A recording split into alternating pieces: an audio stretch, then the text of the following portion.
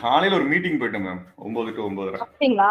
சரி சரி, okay okay. அதான் சரி, லிங்க் இல்ல அப்படின்னோடனே சரி பழைய லிங்க்ல நான் லாகின் பண்ணோன்னே எல்லாரும் அப்படியே ஜாயின் பண்ணிட்டாங்க. Okay. How many of them are there, sir? 19 இருக்காங்க மேம். நம்ம ரெண்டு பேத்தோட சேர்த்து 19, அப்ப 17 இருக்காங்க. Oh, okay okay. I just put it on one reminder on the group. Yes ma'am.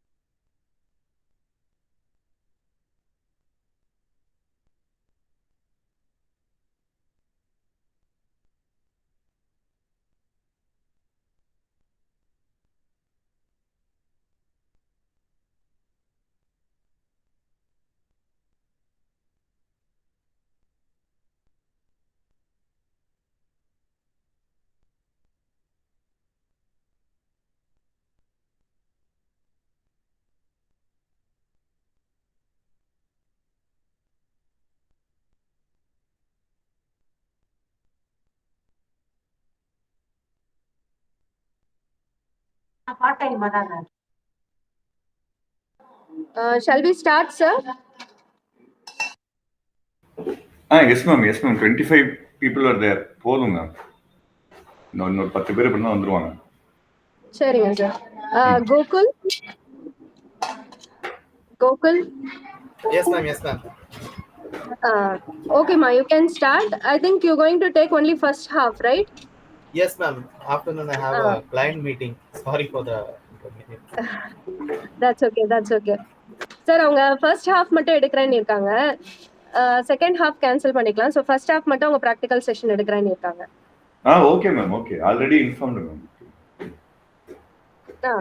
Okay sir, okay fine. ஓகேமா Gokul, you can start your presentation. Yeah. Okay. நான் first half வந்து practical with முடிஞ்ச அளவுக்கு டாபிக்ஸ் கவர் பண்ண try பண்றேன். Yeah, sure. Guys, good morning. Good morning. Morning, sir. Good morning, sir. Good morning, sir. Good morning, sir. Okay. I hope everyone are all awake in Saturday. Fresh start. Okay. I hope that you guys have installed the C compiler. Yes. So I want everyone to launch a C compiler. Get ready. What we'll do is I'll put up few questions starting from basics towards end. You'll have some kind of challenging questions as well. I'll post questions. I'll give some time for you guys. If I want someone to solve in that time and show me, because we have covered almost all the basic concepts. Any concepts other more than that, which I planned for today, are just the advanced techniques of programming. Since this workshop was more concerned about you getting to touch with all the basics, you getting familiar with programming. The basics of programming have been completed, and so I'll just put up few questions. I'll come question by question. Before that, I want a few yes stating that you are ready for the practical session with your C compiler. Few yes at least. Okay. Anyone else is ready? I want everyone to be ready. So it's nice if you could acknowledge in the chat. Let's spend 2 minutes for you guys to acknowledge. Yes, we are ready for the practical session. Yes, one.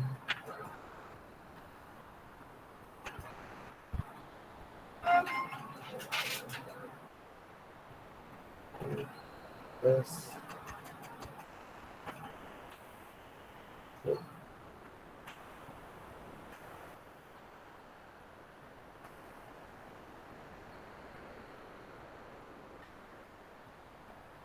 Others. Yes, good. Next. Others.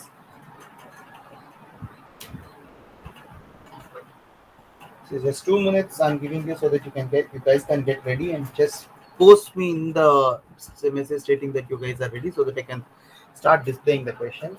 Initially, the questions might seem easier to you guys. For people who have a basic knowledge on how programming goes upon, and for people who have concentrated way, yes, few questions, initial 2 to 3 questions might look a bit easier, but that's a warm-up session kind of thing. You guys will get in touch with your coding now. Out of 29, I have 1, 2, 3, 4, 5. I have 5 yes. So should I consider that to be a majority? Whatever.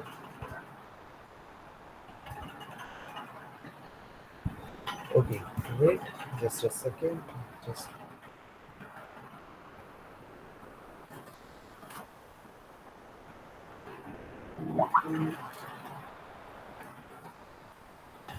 Guys, I want you guys to be ready to show me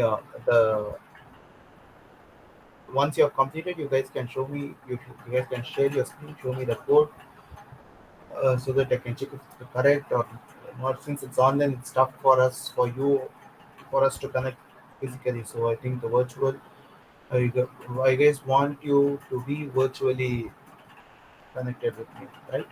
So I'll share my screen. I'll start showing you the thing. I'll give you just 5 minutes to solve that. Each question.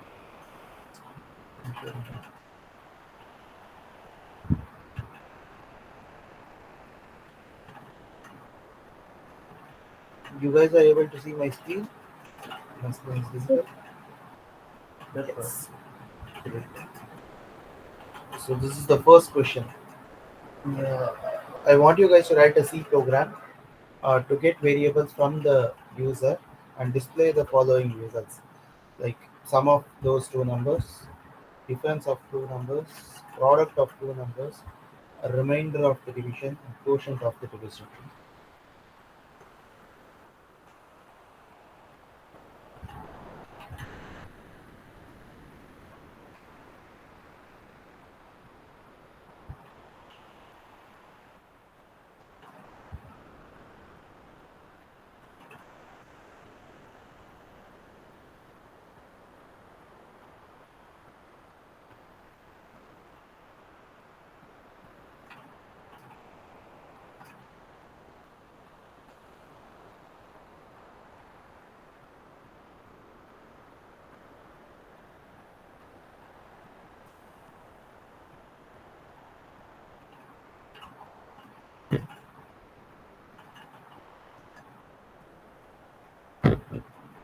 For people, just as a clue, I'm telling you, reminder is got by the modulus operator and quotient is got by the slash operator.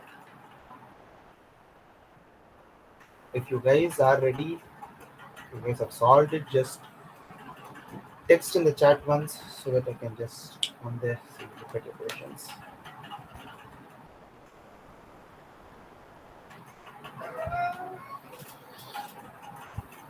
I think this is very easy question. It's just a direct question where you can just start using your operators, play with your operators.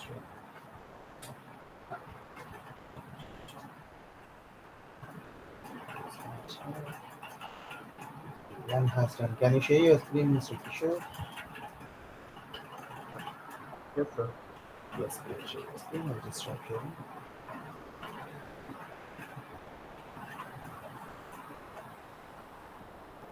Anyone else? Yes, you guys have completed. Just share.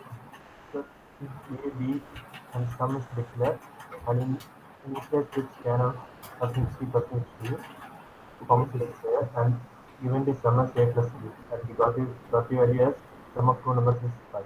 2 and 6. Okay. The other scenarios? Sir, did only one, sir. Need to do other stuff. You'll have to do the rest. Okay, great. Yes, sir. Okay, someone else for difference, you can stop sharing, Kishore. Anyone else for difference? Anyone else who have completed? This is a very easy program, I think. Sure, your second year or first year? அப்புறம் வர போமே நான் அப்புறம் வரேன் வர முடியாது நீ இப்போ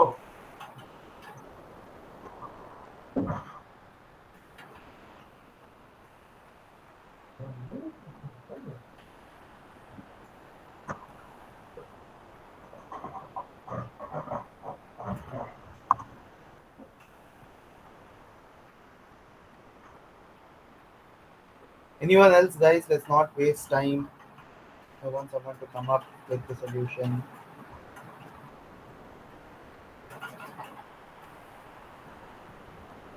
Quick. Very easy program.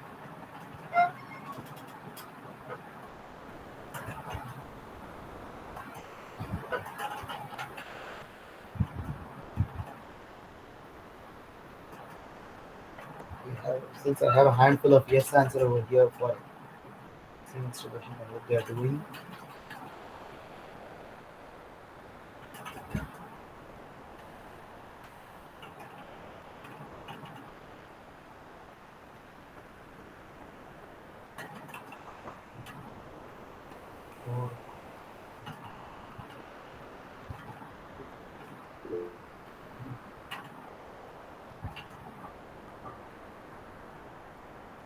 Okay, Divya, can you share your screen?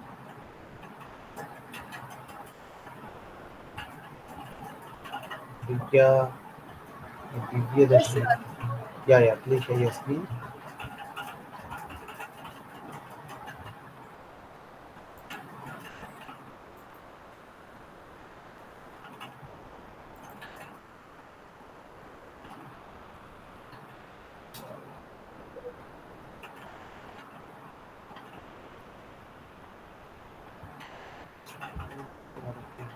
Can you see, sir?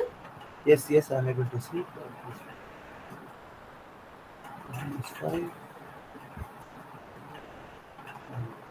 Great. Just take care of the alignment, right? Yeah, great. Next. Sri Charan.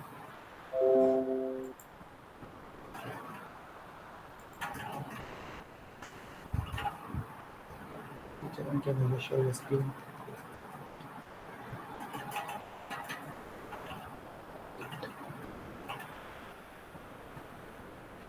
Please. Able to just the part of the screen.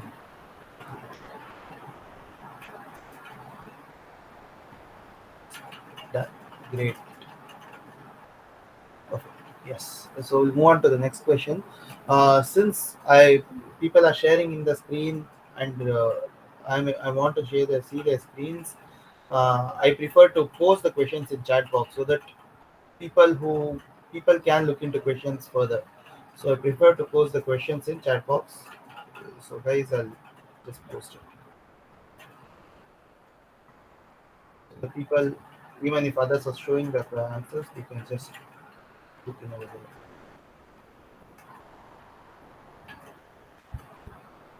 there. Done, sir. That's it. No. So yes, I have 2 done. Just wait. I'll just post the second question so that you can share the screen and show me the first question.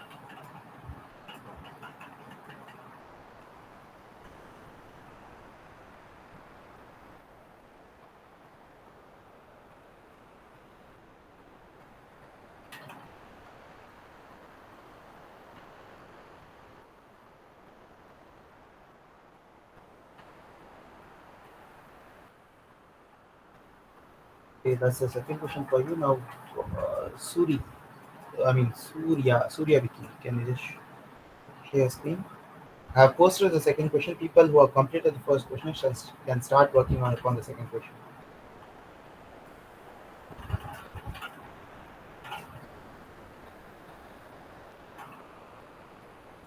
Surya, can you share your screen?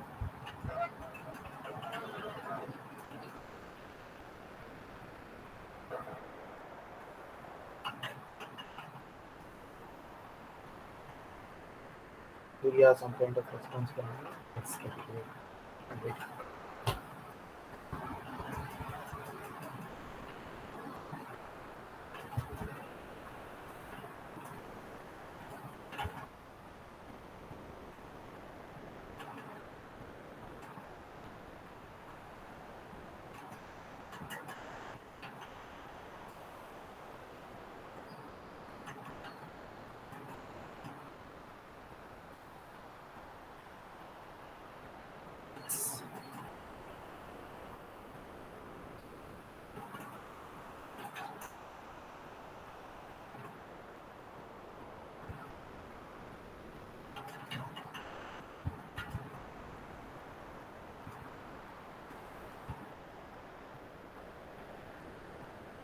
I'm not able to see the answers.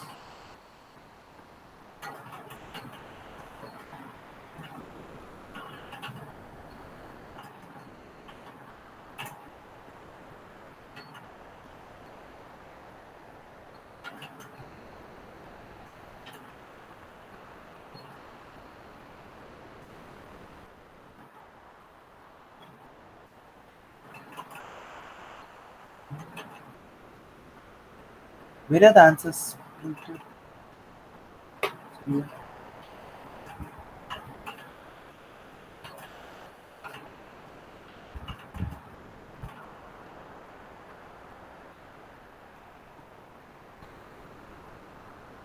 I think we have used scanner for printf. For printf, we have used scanner, I guess.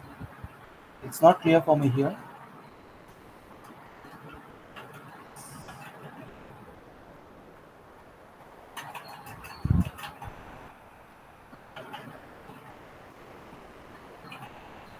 For giving an output, you guys have to use printf, not scanf. Scanf is getting the input.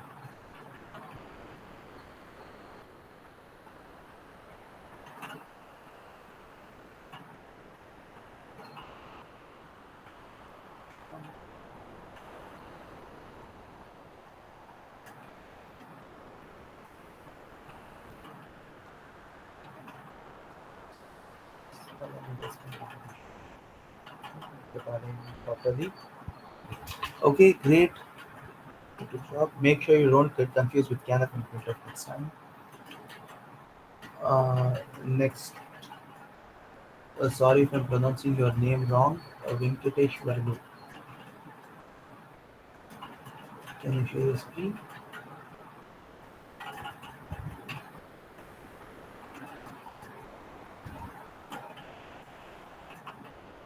Venkatesh Vardu.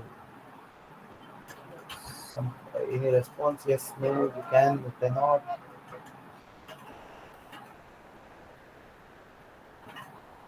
Venkatesh Vardu. It's registration number 58 RA2011 02604 Can you share your screen?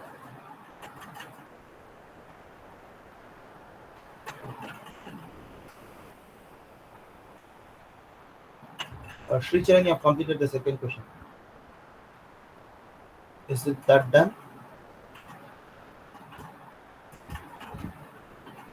Okay. So just hold upon. Let's wait for Venkatesh Varga to share the screen. If it's not, then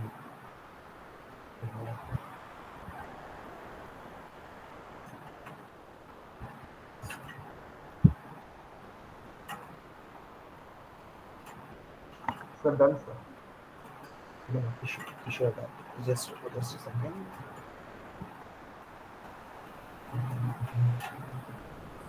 Okay, I don't have any response from Venkatesh Varga. Then we move on to Sricharan. Sricharan, can you share your screen to show up the second question and answer?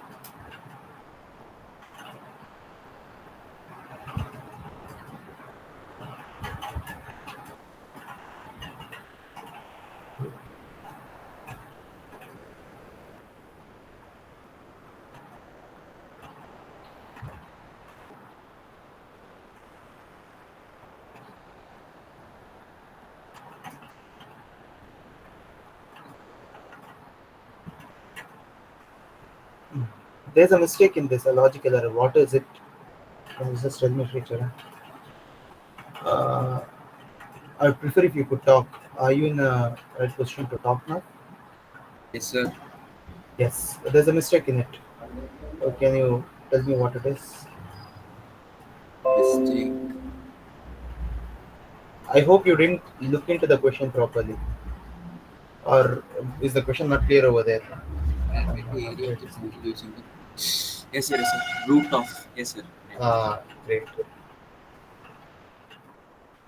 And one more thing you should learn over here is when you're using any mathematical symbols like sqrt, pow, all these are mathematical functions. In order to use that, you will have to Math.h. import a package called math.h for people who are Yes, sir. what to use. Import a package called math.h when you're using it, or else you'll have an error over there. Yes, sir.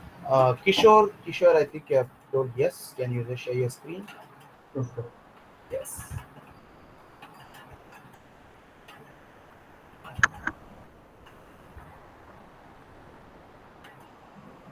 So can you see, sir?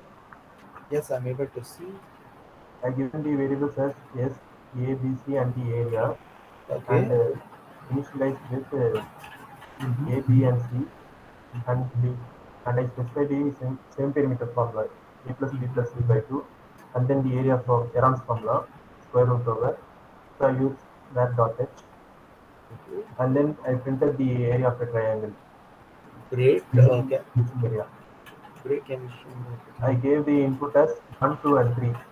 Yes. The area of the triangle gives us 0. I checked with the online calculator also, sir. Okay. Sir? Yes.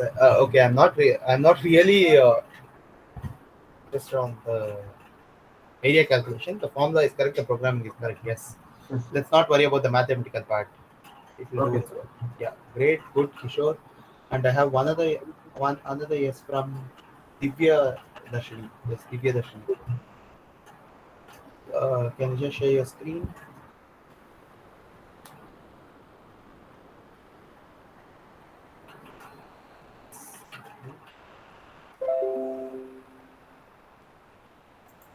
Can you see, sir? Yes, I'm able to see. But I think something.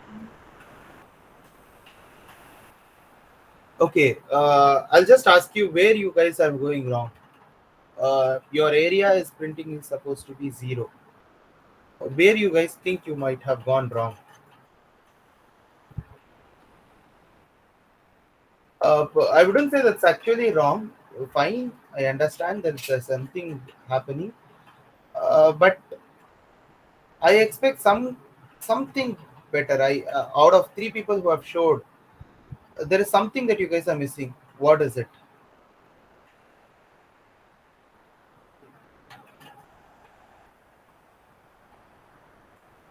Sir, is it floats, sir? Yes. Do you understand why you get 0 over there? Yes, yes. A square root of some number will end up giving a float value. So when you give a float value, you might get some answer over there.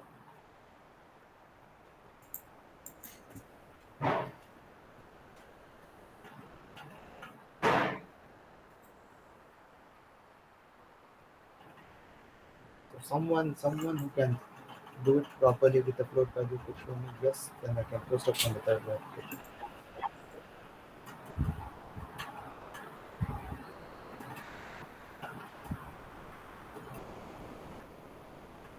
Okay, others, I, others, someone who didn't answer so far can answer for the second question. And guys who have just showed me the, Sir, I shared, sir. can you just execute it?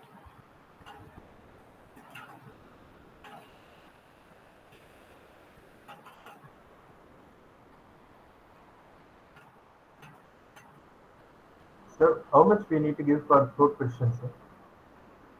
How much? Float precision, sir. Float precision, sir. Like how Uh, much we need to give, sir? I don't expect any precision as of now. It's up to Okay. you. You can show the precision. And what happened? Who was sharing the screen? I guess it was Sricharan who was sharing the screen. Right? Sir? You were sharing the screen now, right? Yes, sir. I was not able to see the output screen. 1 minute, sir. Yeah.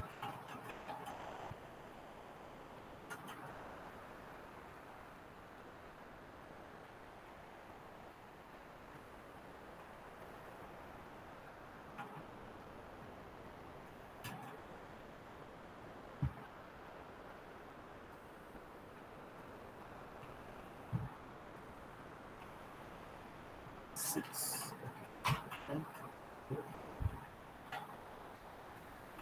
I have one new name now. Subham. Subham. Can you share your screen?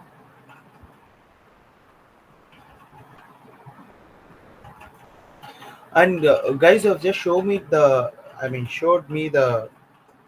solution for the first question and second question. Someone could volunteer, take a stand, post the answer in the chat. So the people who haven't shown me, if they are confused, they can just refer it. I want you guys to just paste your answers in the chat. And Subham,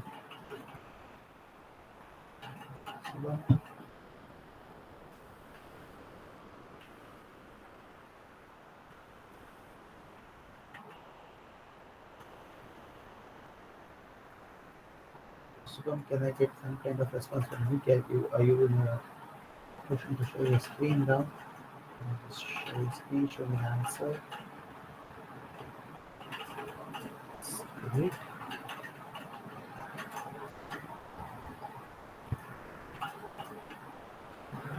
Just a second, just a second. Okay. Good. Can you just show me the code once?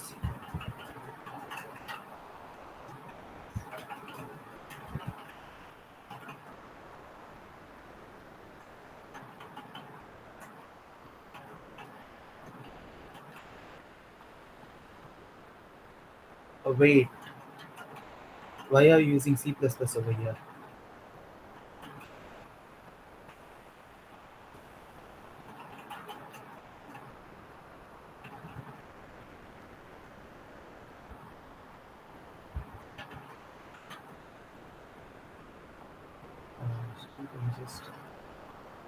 No, for using C++ is not a problem. The program looks fine for C++, but I thought the workshop was supposed to be on C. I hope.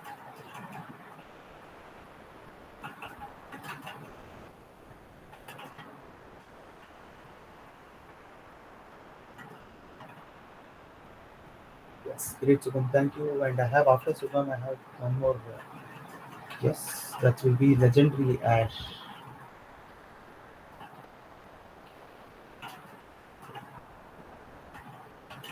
Legendary Ash. Can you just share your screen? Nice name.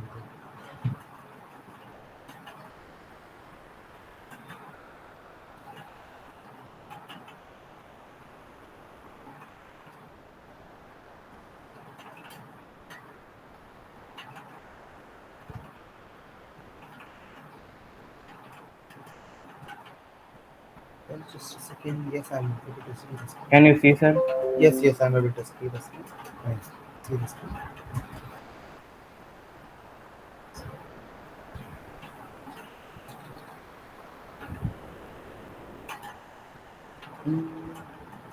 Okay, great, good work.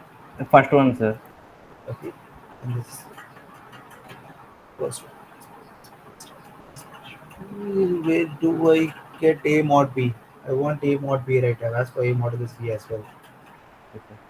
Yes, good. Anyway, great. Thank you. May I know your name? Like how to address you? Ashok, sir. Ashok Kumar. Okay, great. Okay.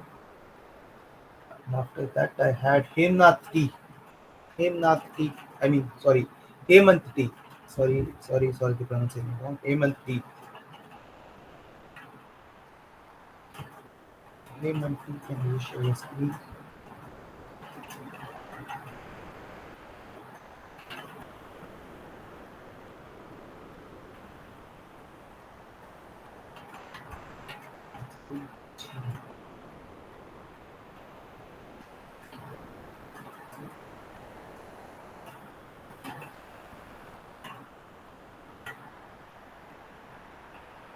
Okay, I think I'll move on to paste the third question. So because since a lot of people have completed first two, okay, this is a bit of working with your decision making systems. I'll paste the third question.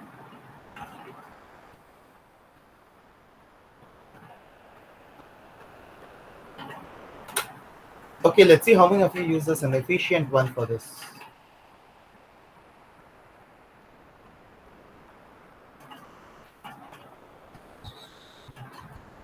I have a lot of answers in the chat as well. If you're checking them now. So yeah, okay, sure.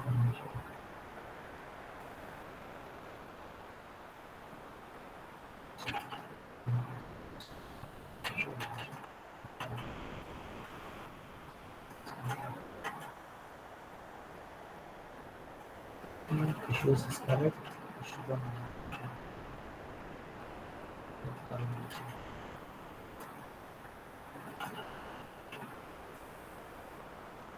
For float, you are supposed to use the access specifier as percentage of Alumni G.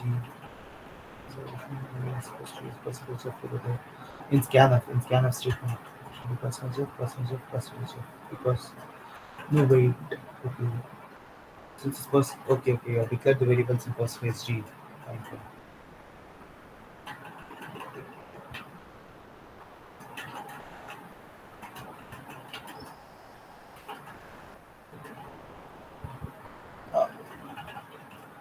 Okay. Now I see a lot of people getting 0 as an area. There is one trick that I think I should mention over here for people who have got area as 0, for people who have still getting as. Okay, I'll just write the program. I mean, I'll just write the program in my code once and then show you.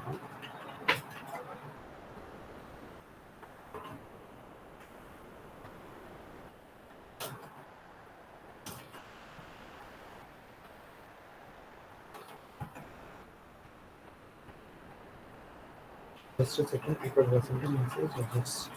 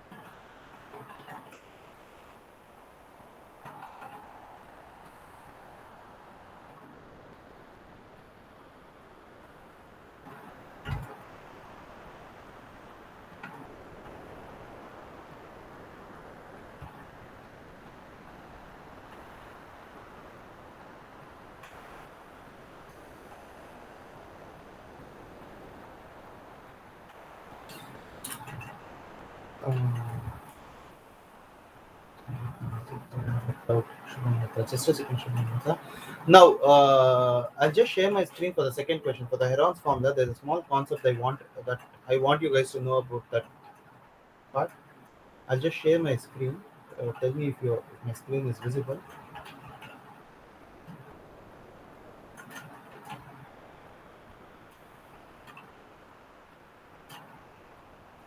Are you guys able to see my screen?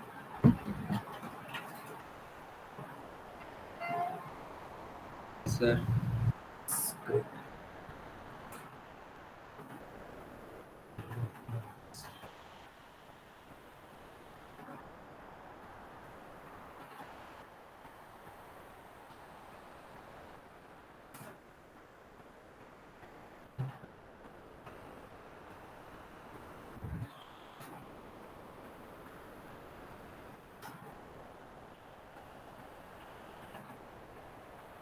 How many of you think what will be the answer for this? And let's give 3.3/2. What should be the answer for this?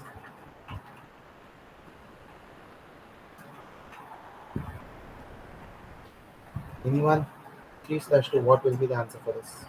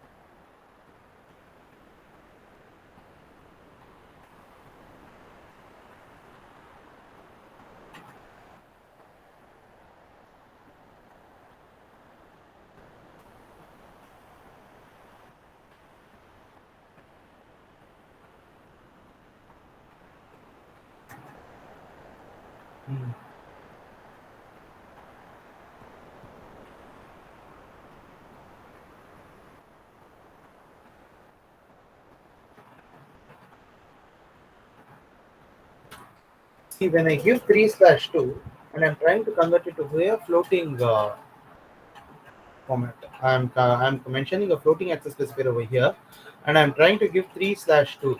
There is an abnormal termination over there.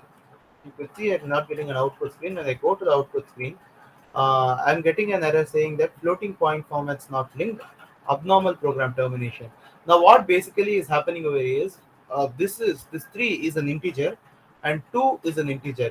When I say 3/2, an integer/2, I mean an integer/integer, it will give me an integer value, not a float value, even if it's pointed. See, I'll just get 1. It will ignore the decimal part. But when I try to convert it to the float format specifier, I'll have an error stating that there is an abnormal termination of thing. So when I want a floating point answer, floating division to happen, then either of the values in division in both the operands, either of the operand should be a float formatting. Either of the value should be a float formatting. Only then your solution will work. So now I'm getting 1.5 to so and so many zeros. 1.5 as the answer. So I want you guys to know this concept. Integer/integer. An integer divided by an integer will give you only an integer value, in spite of if you are expecting a float value like 3/2, the answer should be actually 1.5. But since my 3 is integer, 2 is integer, I'll have an output only as integer, not as a float. If you want that to be a float, then you are supposed to give either of the values, either 3 or 2.2 to as 2.0 or 3.0. Make one of the operands as float. Now this is same for the variable as well. When you're trying to use a variable, make either of the variable float, not both as int. At that point of time, you might get confused over there. Yes. This is one of the concepts I wanted you guys to show. Now, okay, Shubham has some doubt. What is it, Shubham? Can I just ask you?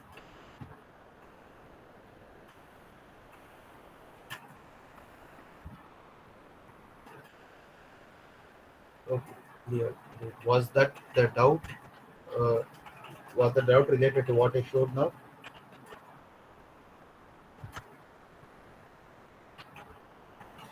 Okay, great. And cleared. Now, third question. Anyone has completed? Sricharan. Sricharan has completed. Sricharan, can you just show your screen?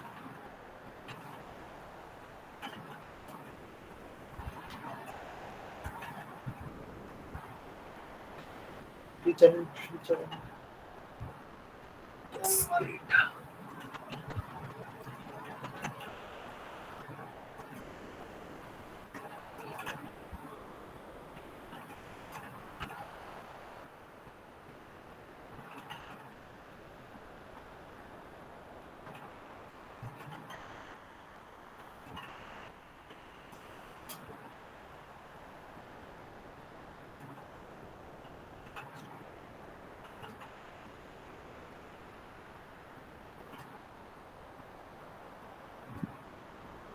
Okay, just run it up once.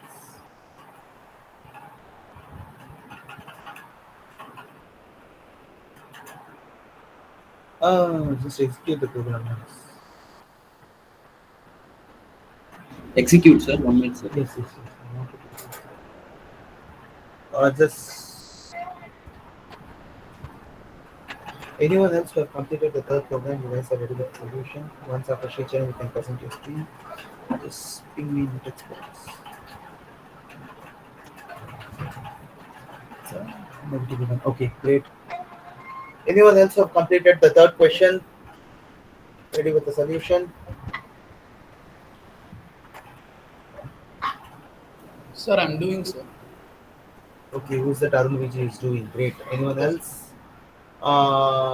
Sri Charan, can you just post the solution for third question? Not now, in another 5 minutes. When I post the fourth question, just mention it as third question and post the answer, right? Okay, sir. Yes. Shubham,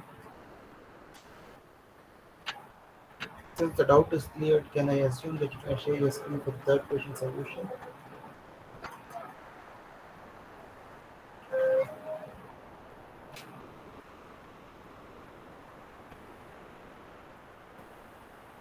Okay, Jeffrey has completed third question. Am I right? Your name is Jeffrey, right? Yeah, Jeffrey.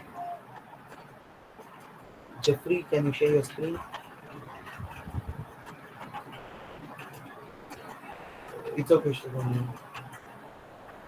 Try completing it now.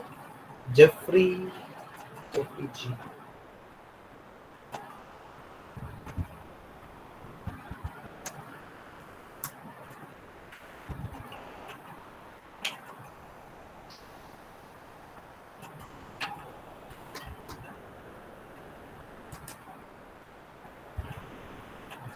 Okay.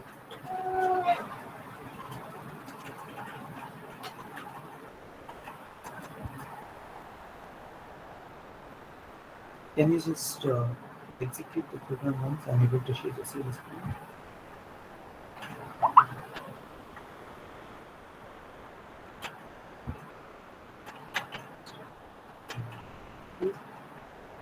Show me the screen. Show me the program once. I think you didn't write any condition for 0, right?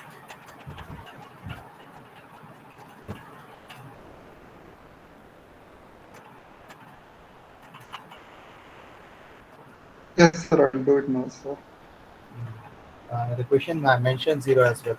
Guys, make sure you read the question properly, because in most of your placement exams or in any other question, they have these kind of very small tricks. When 0 is missing, you might lose a lot of points or certain. So just make sure you read the question twice or thrice. It will really. Now, Kishore Ramesh. Yes, sir. Show you that you have posted the third is done. So 1 minute.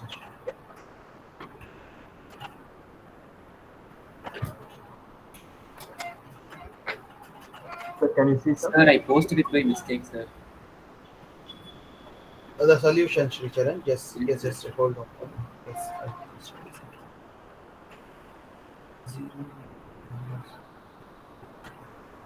Sir, can you see clearly? Yes. It is clear. I given both the I divided it into two cases, that for greater number and lesser number. In that greater number, if it is even num modulo 2, even num modulo 2 not equal, or for both the cases I did the same, sir. And I Yes. got the results, sir. Okay, great. This looks fine. I gave the Kishore. input as -5, sir. Mhm. It gave as negative all number. Okay, great. Now I have just one suggestion for you, Kishore. Kishore, your programming is proper. There is no doubt about it. I would suggest you to follow some kind of indentation. Now your program looks all in the same line, not. Yes, sir. If you could give a tab for all these printf statements, I mean, after if it's there's some exam statement that is executed for the if alone. Just go to the first printf. Yes, if you could Like this, just give sir. a tab. Yeah. Now after that, now if you could see the program looks better. This Yes, is sir. a small program. It's fine. I can understand it well.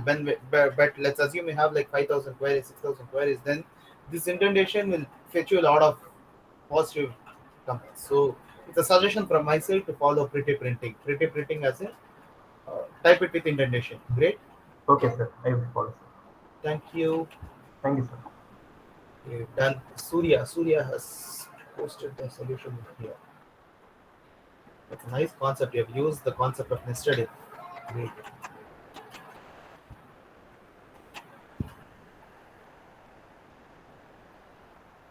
Okay, that's a good one, Surya. So people who wanted to check in with the nested if statement, yes, you can check in with this code. I didn't check in detail, but maybe yes.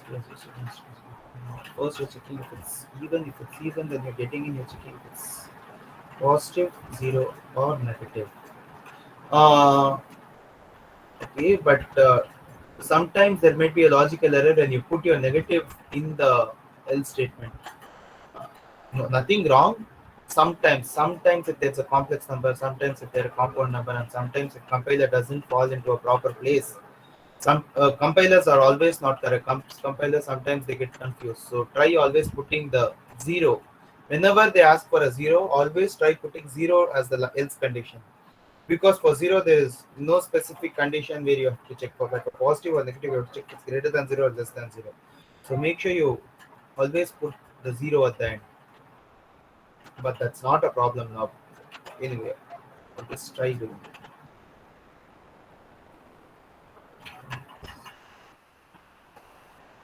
Why is this else all standing in between?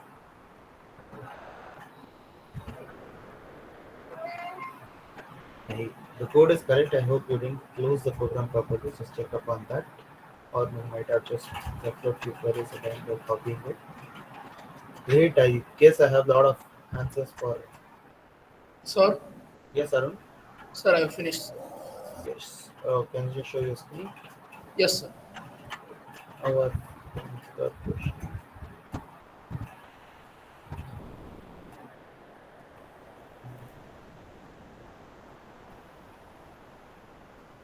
Okay, before Arun shares the screen, I'll just post the fourth question.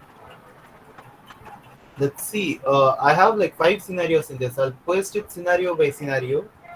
I'll check in every scenario. So the last scenario is the most trickiest one. Let's see who gets that.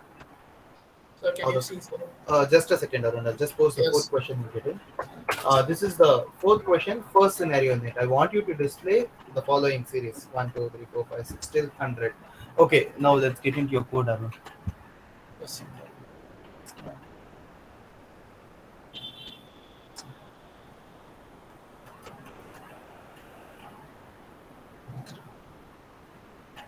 Positive.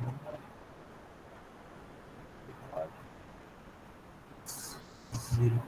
Could you just run the program once? Yes, sir. Sir, what variable, sir? Any variable, maybe 25 minus 25. Yes, sir.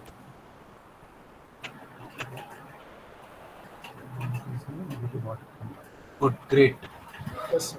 Thanks, Arun. Now I have the fourth question. Guys, fourth question. It's a bit easier one because we had a model kind of question like this. Sure, what is this? Sai. I'll pronounce it as Sai because I don't want to pronounce your first name wrong. So Sai. Position number 31. You have completed the fourth question or the third question.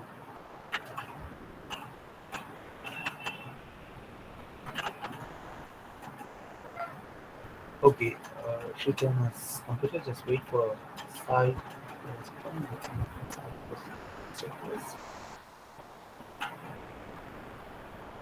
Sai. Subject side of RA20 110260400031.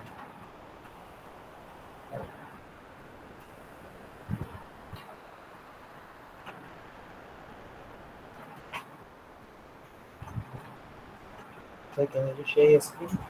Whatever the question may be. Just see question my text.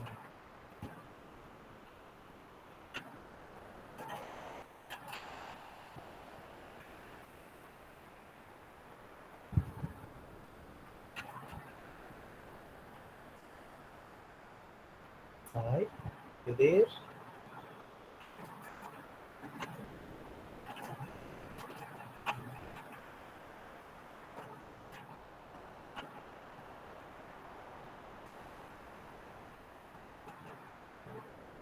Kishore, do you know Sai? I see you guys both have the same illustration. What's that? You know who is Sai, the subgroup? Yes, sir. I don't get any response from him. Sai, it's the first time he has tested, so I'm waiting for him to give some response. 1 minute, sir. I will call him.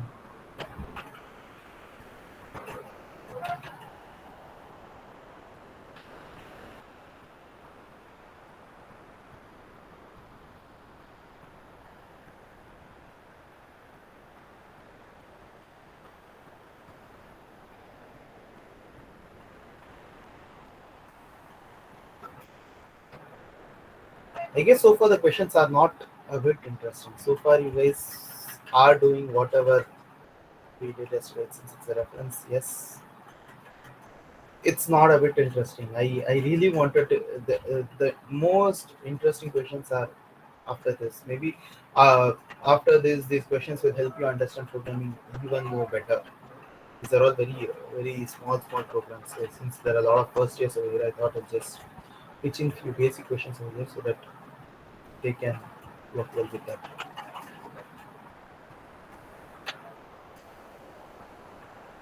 It's not. Sir, I guess he has some network issues, sir. Okay, great. I then Sricharan, next Sricharan, can you just share your screen? Sir, 1 minute, sir. Yes. Surya Wiki, we have posted the answer in this, but there's an error in it. Can you please check upon what the error is? Don't prompt Surya Wiki what the error is, anyone. I want him to find out himself.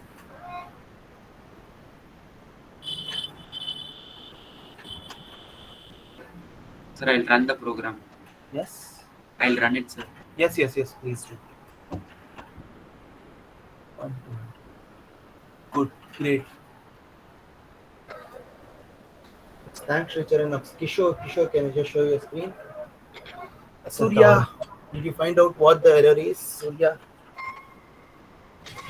Others don't prompt. I want Surya to find it on his own. Sir, can you see, sir? Yes. Okay, people who are using for loop, try initiating the declaring the variable inside the for itself. It's pretty. Huh? Sir, what did you say, sir?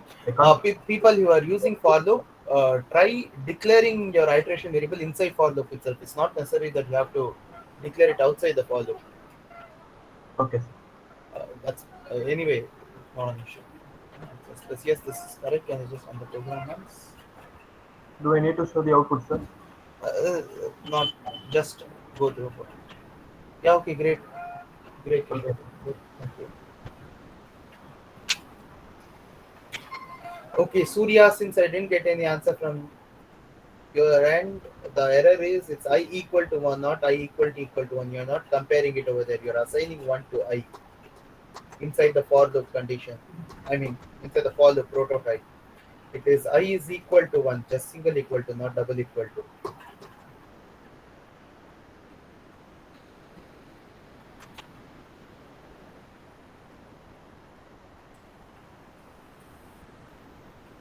It's great. Now, Hemant, can you just share your screen? Sir, Uh, yes, Hemant, can you just show your screen? You have completed 4th one.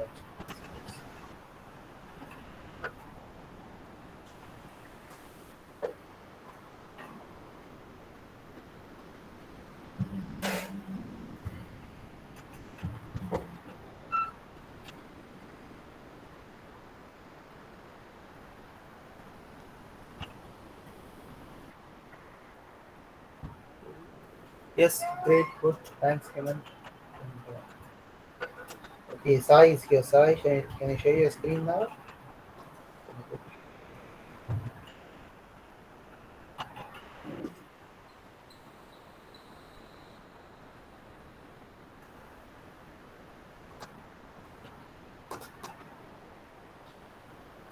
Yes.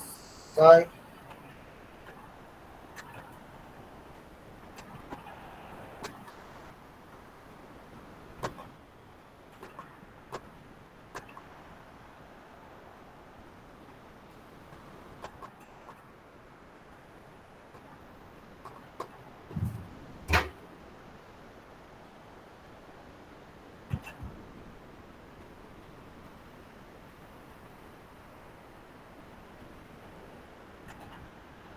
Okay, can someone post the 4th question answer? Who have shared the screen to me, have verified and question answer. Please post your answer in the chat box.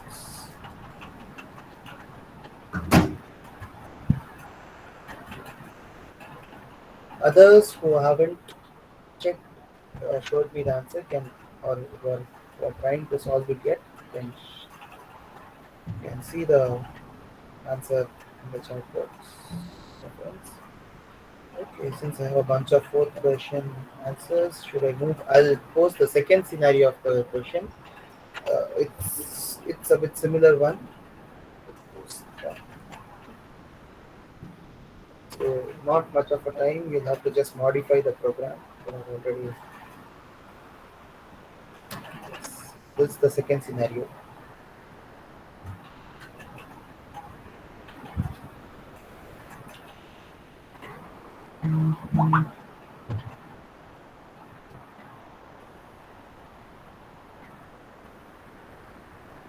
So I finished 4th one, sir. Oh, who was that? Arun, sir.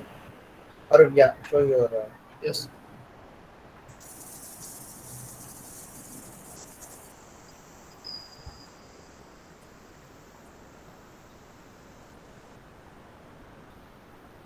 Guys, the fifth. I wouldn't say the 5th question. The 4th question, second scenario has been posted. You can solve it now. Will not take much of your time because it's just. Again, it's I is equal to 1, Arun. It's not I double equal to 1. Oh, yes, sir.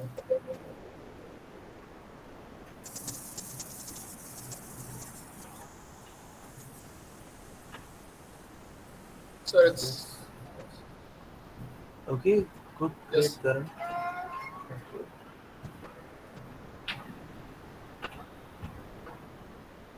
Sir, can I stop, sir?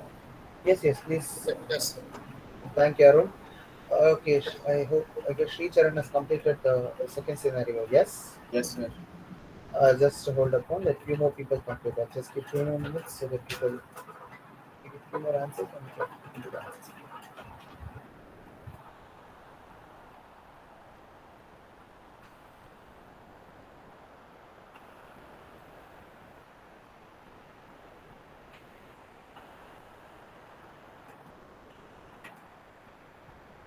Okay, Sri Charan, you can just show your screen. I think that people keep showing me because I think the next scenario might take a bit of time.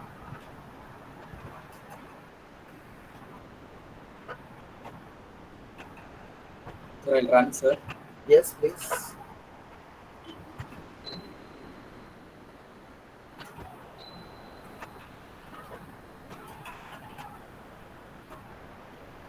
Okay, great, good.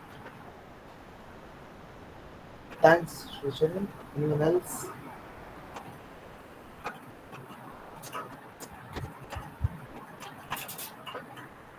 See, it's actually very simple. The same old first scenario you just had to make in few changes in the loop. That's it.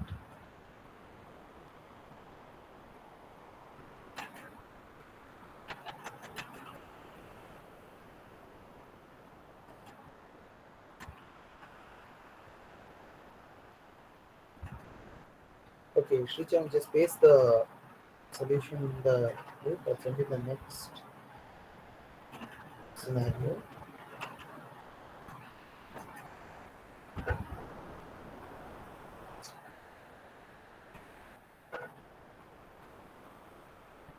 The next scenario is something kind of a similar one. If I scan check it on this. I'll send the next scenario. Please keep solving it. I'll be back in like 2 minutes. I have a call to attend. Just 2 minutes. I'll be back.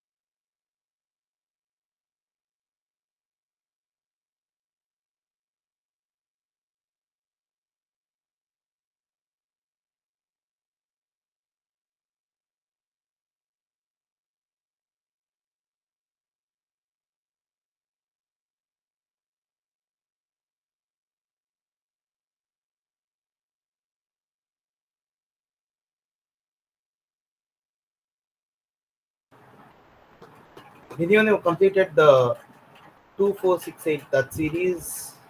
Because I got just one answer from. Done, sir. Oh, Kishore has done. Kishore, can you just show your screen? Yes. N times, yes, sir. Shubham, it's n times where you get the n from the user. You are trying to get the limit of till where it should be printed from the user. That's clear, Shubham?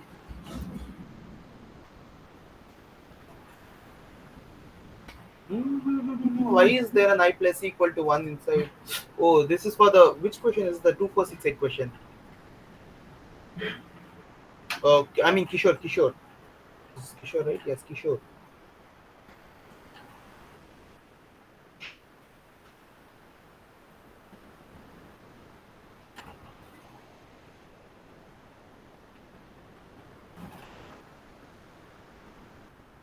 Kishore, you're on mute, I guess. 6, 8, 10. Okay, that's not a problem. Yes, the program is still correct, but you could have used I is equal to I plus 2 in your for loop itself. That's a bit more efficient instead of try adding I twice in anywhere. Yes, there you can just say I plus equal to that. That's also correct. I mean, that's a bit efficient enough. Yes. And to remove that plus equal to 1 inside the loop.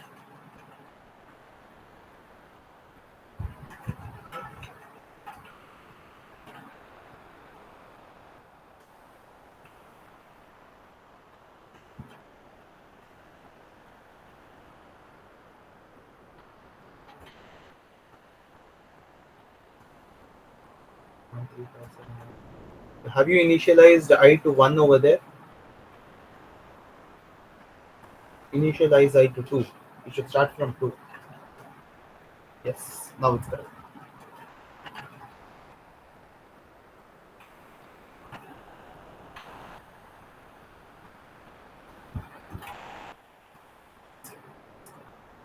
Then I is less than or equal to n. What is the condition here given? In program, you can't just judge upon seeing it, only upon running it multiple times. If I is less than or equal to n, less than or equal to conditions. Okay.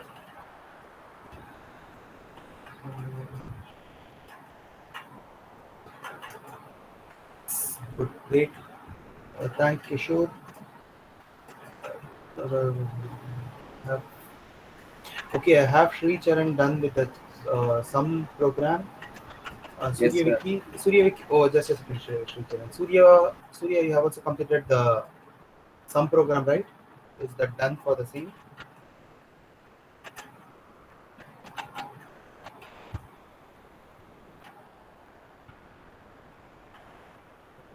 Okay, great. Now, Jeffrey, the done is for which question? Some. Okay, Jeffrey, can you just show up your screen?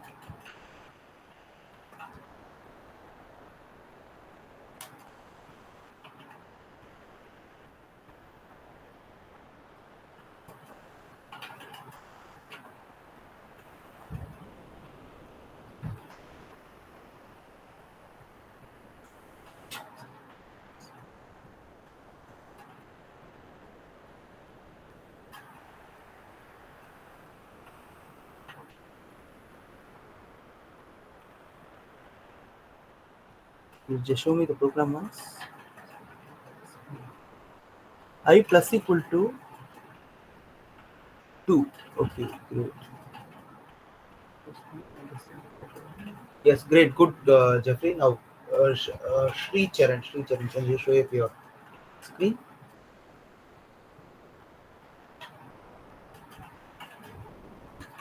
Sri Charan, Yes, sir. 1 minute, sir. yeah.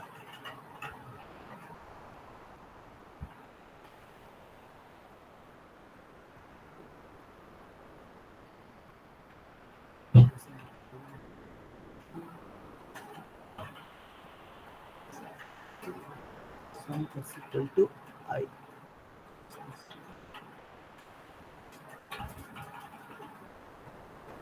Can we just execute the program once?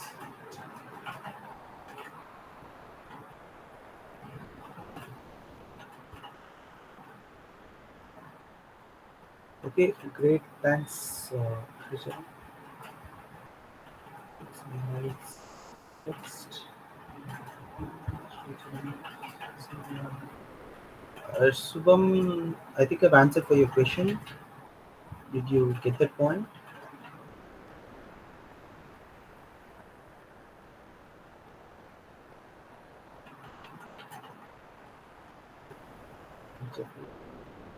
Surya, have you completed? You're doing completed. Surya Wiki.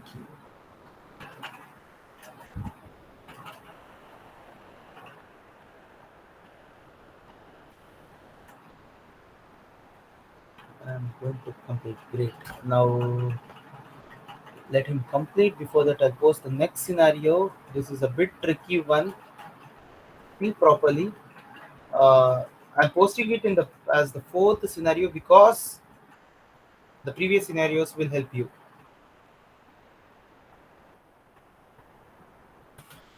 Posted the next scenario. Just check. Think the series is 1 minus 2 plus 3 minus 4 plus 5 minus 6 so on till n, where n you get from the user. Think. The question is not posted. It is. Yes, sir. It's there. Yes, thanks. Surya. Let's get back to Surya.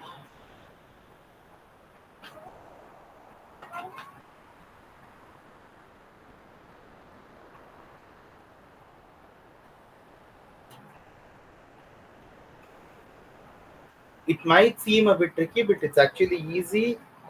If you guys, I'll give you some time. If you guys could not crack the logic behind it, you can just ask for help. I'll give you guys a clue.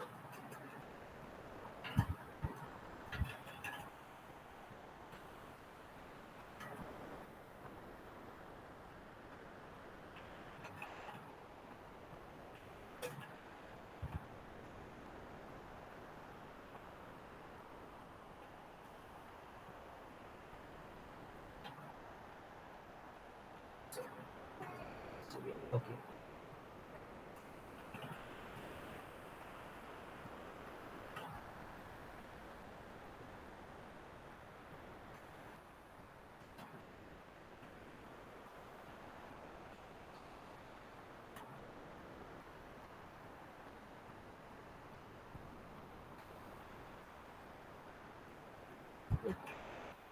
Yes, Surya, it's correct.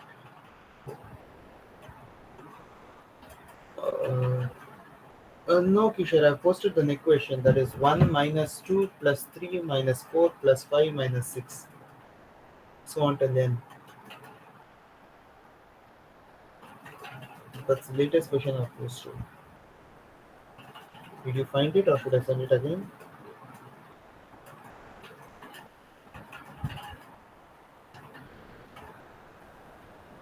Sir, seems doing Okay, great, it's all it's all. Any idea? You guys have any idea? You guys need clue what it is? So finish, sir. The finish was from Sri Chennai. Okay, just hold on, Sri Chennai. Let's wait for one more minute so that people can think about it. Yes, sir.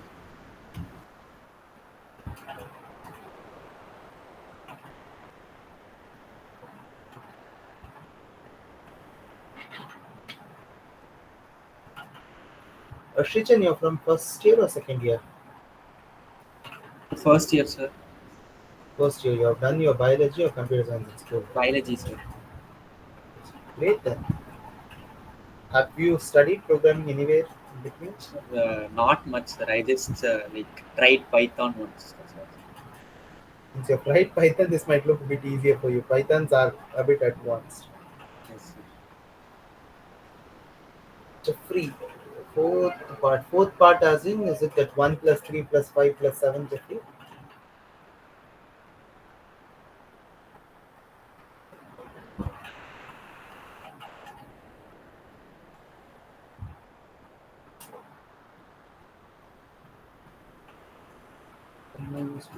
That program, sir. Okay, great. Just one more.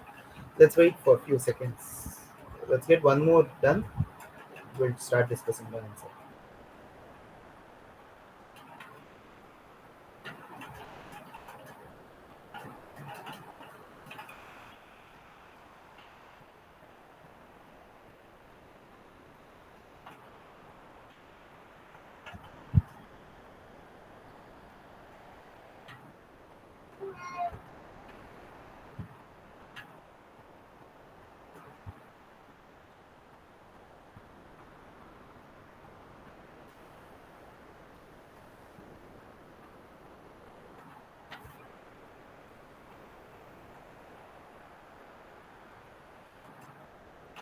Anyone else have completed that question? The alternative signs. Minus, plus, 1 minus 2 plus 3 minus 4. This question anyone else has completed?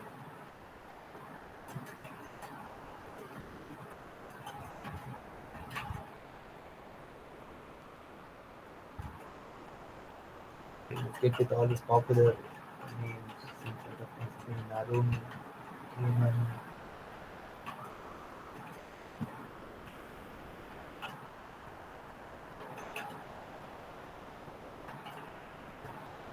Divya, Ashwar. You guys have any idea?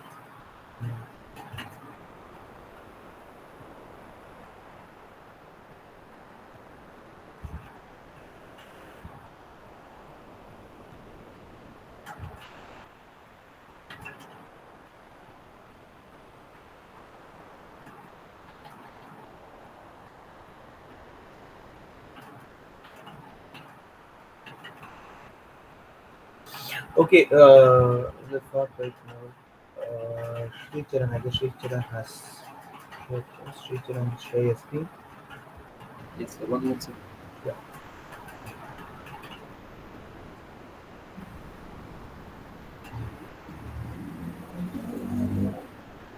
Okay, I want you to explain the program. I want you to.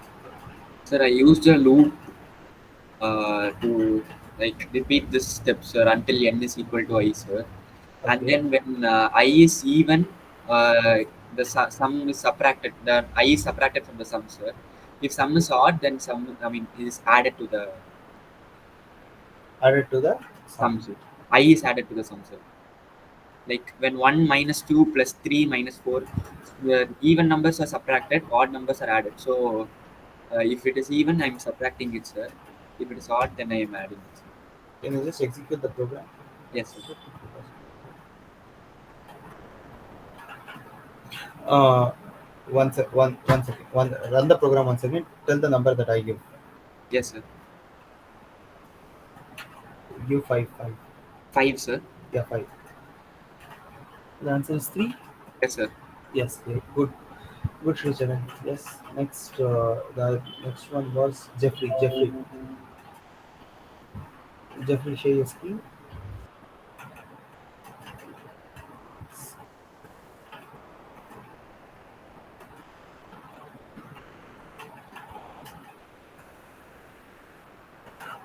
Again, indentation, Jeffrey. Just move in one tab in for all the if statements inside the for loop. The statements inside the for loop, one tab in.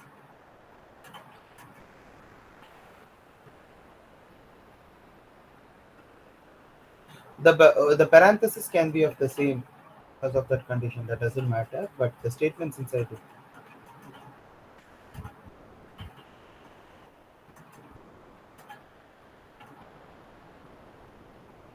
It's even.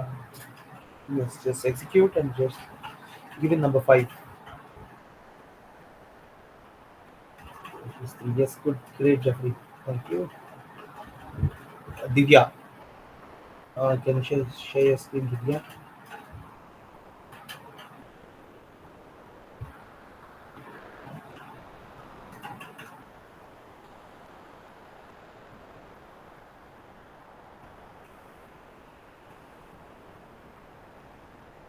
Divya, are you there? Can you show your screen?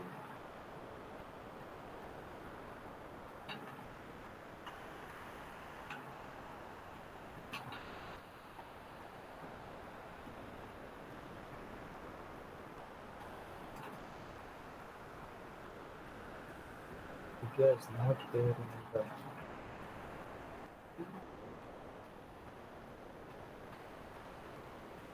Kishore has done. Kishore, can you just show your screen? Yes, sir. Yeah.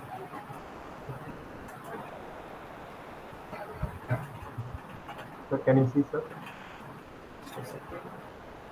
Yes, the screen is visible. Okay, sir.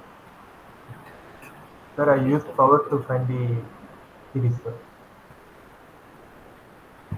Power for what?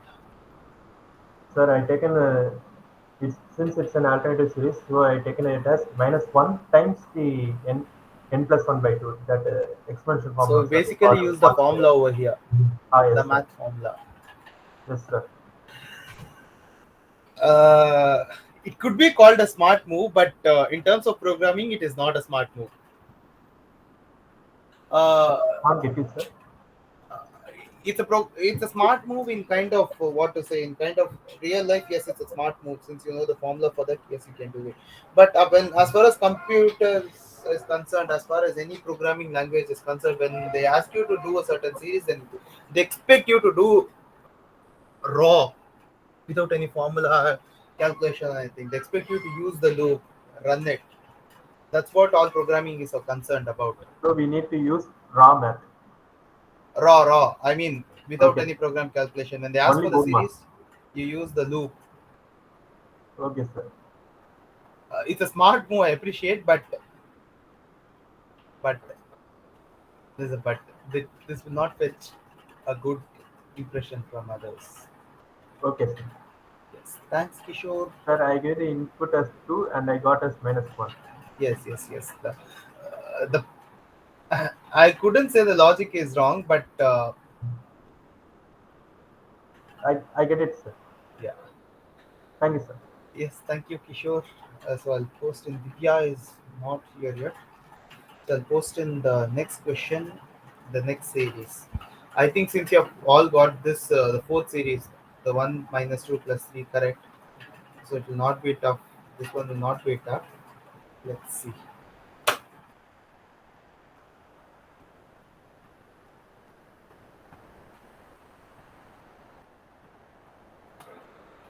I'll post in the next series.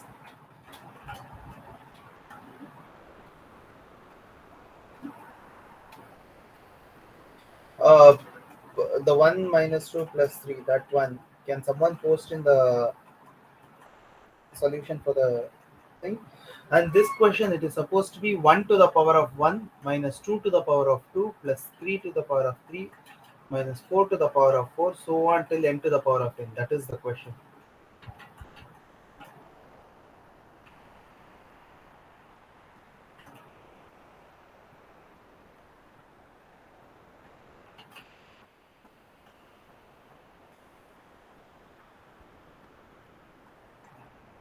Okay, this is also a good logic here now. Yes.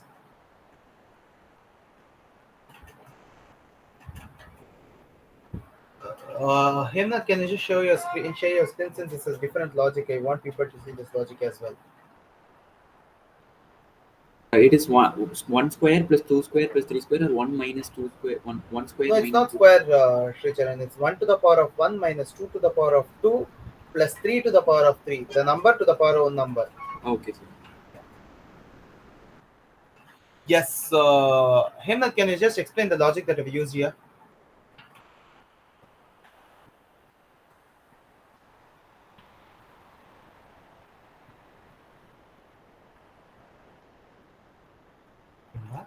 Okay.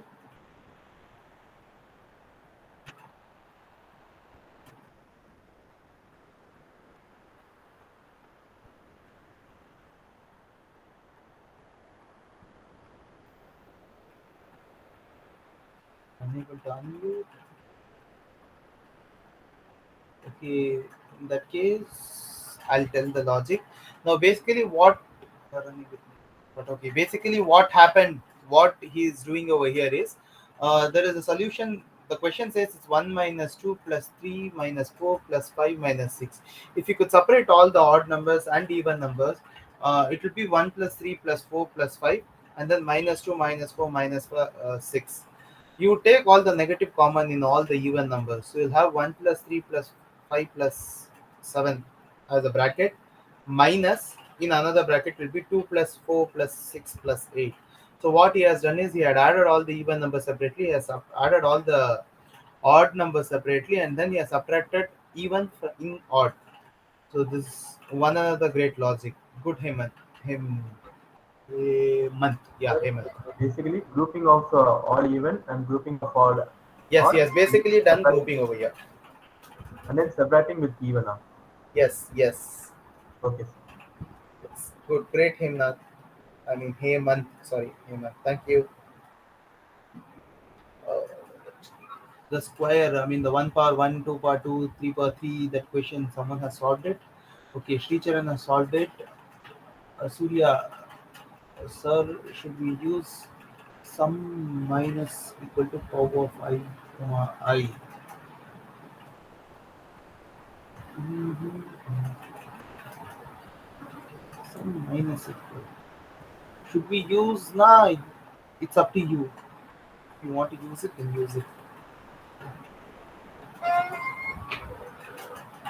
Try.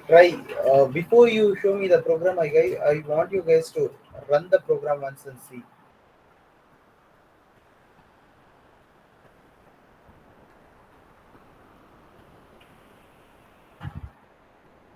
Okay, have two completed. One Sri Charan, another is Jeffrey. Just few more seconds. We'll wait and then we'll start making the solutions.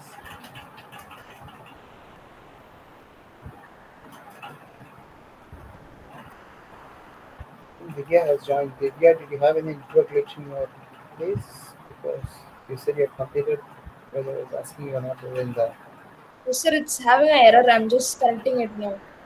Okay, great, Divya. Please do. And yes, let's not wait further. The first completed for that question was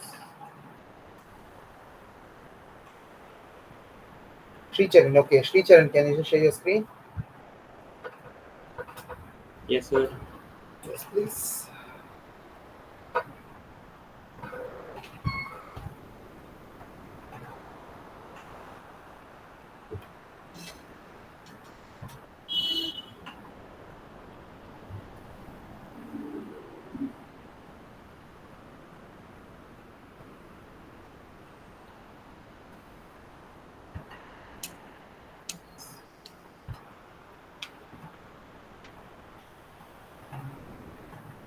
Can you just execute the program and just give 2? Yes, sir. Easy for me to calculate. Yes, sir.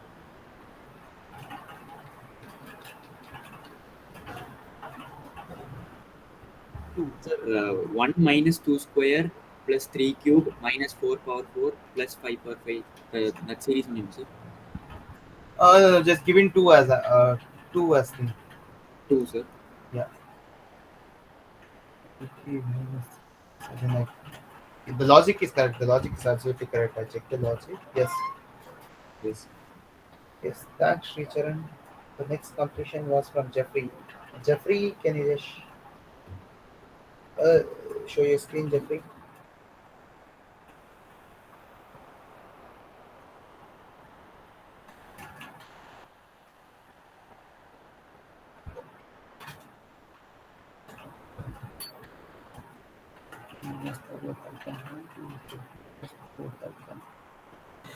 You just execute the program.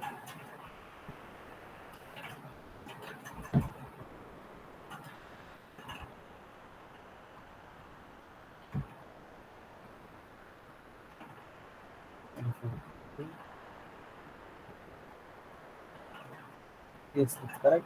Thank you. Thanks, Jeffrey. Now, Surya. Surya has a question.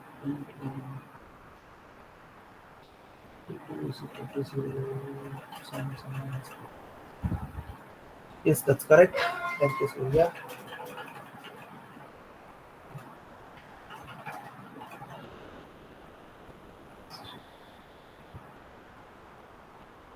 Okay, since I've taught you guys array yesterday itself, are you guys comfortable when I give an array question to you?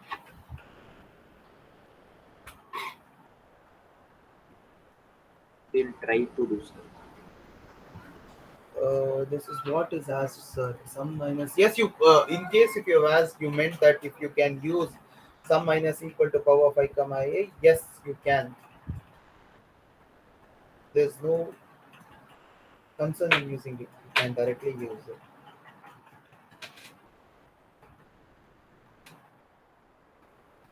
Okay, I'm posting the next question, the sixth question probably, if I'm not wrong. I'll just check the comments. No, it's the fifth question. Okay, I'm posting the fifth question. Check if you can do this. After this question, I'll be teaching you 4 another concepts, and then we'll move on to practical again. The sorting concept. I wanted to complete the sorting concept today for you guys.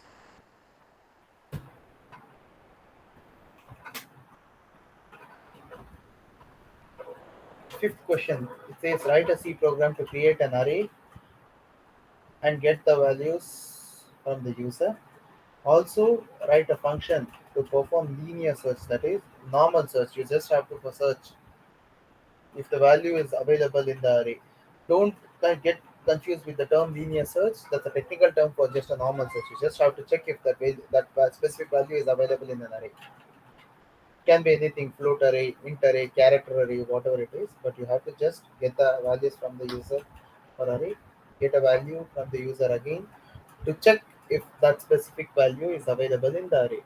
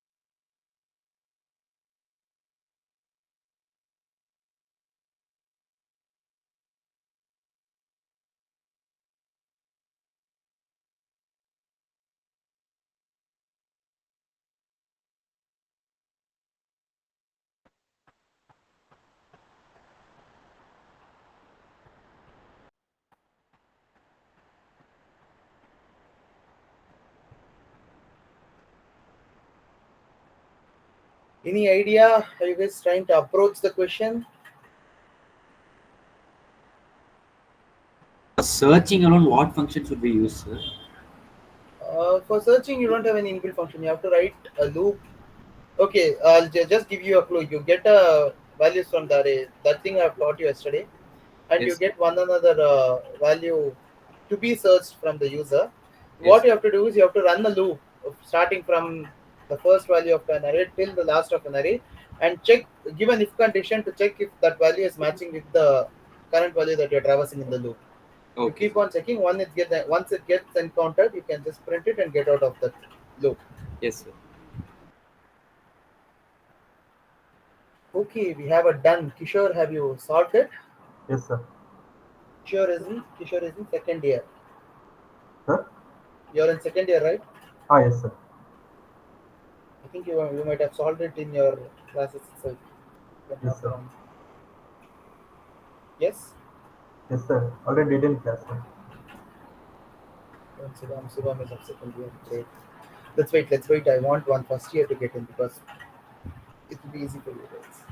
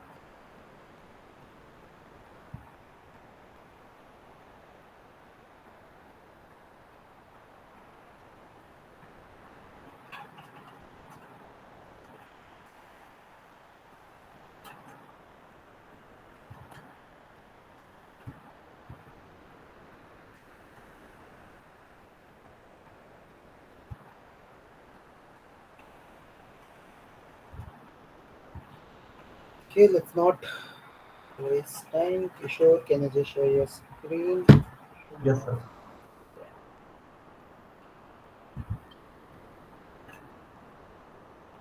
Sir, linear set algorithm, sir. Can you see it, sir? Yes, it is visible.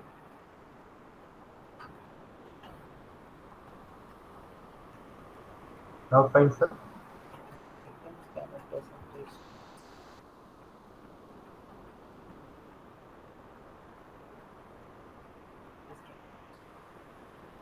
Ampersand array fi. Good. Search. Scan ampersand search. Or execute.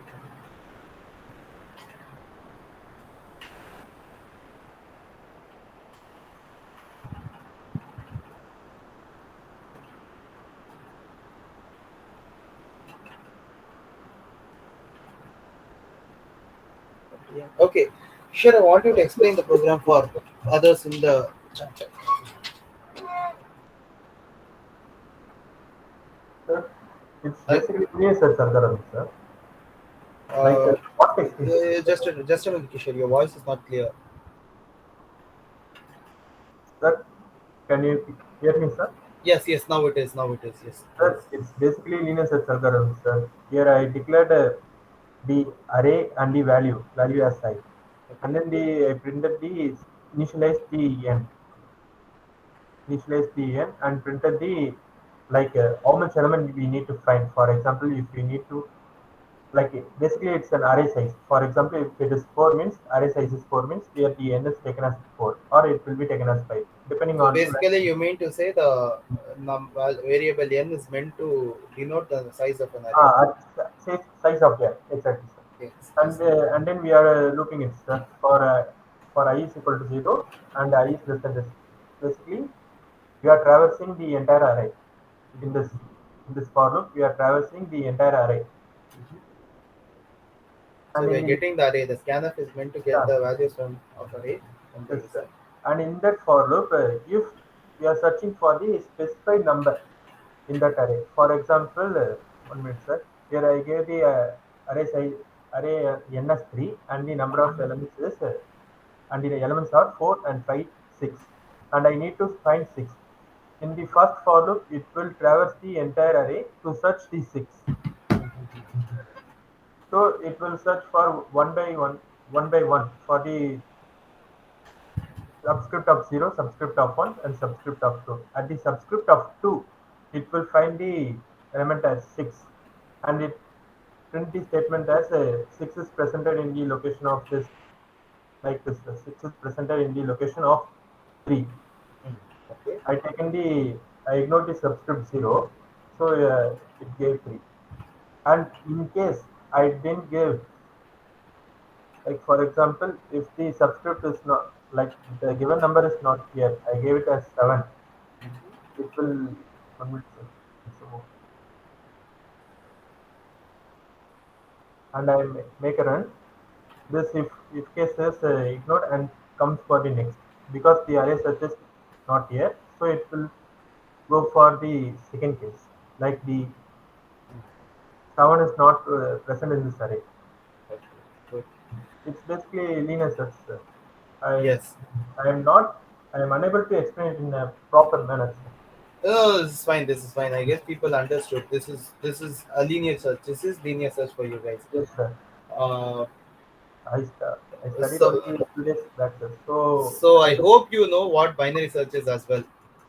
Yes, little bit. Okay. Okay, I'll Not be teaching so that much. next. I'll be teaching that next anyway. Okay. Thanks, Kishore. Thank you. That's great. And Subham, can you just share your screen, show the program once.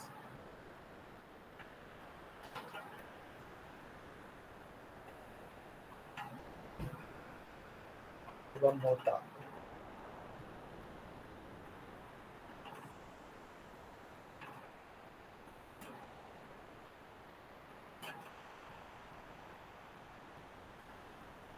Just a second.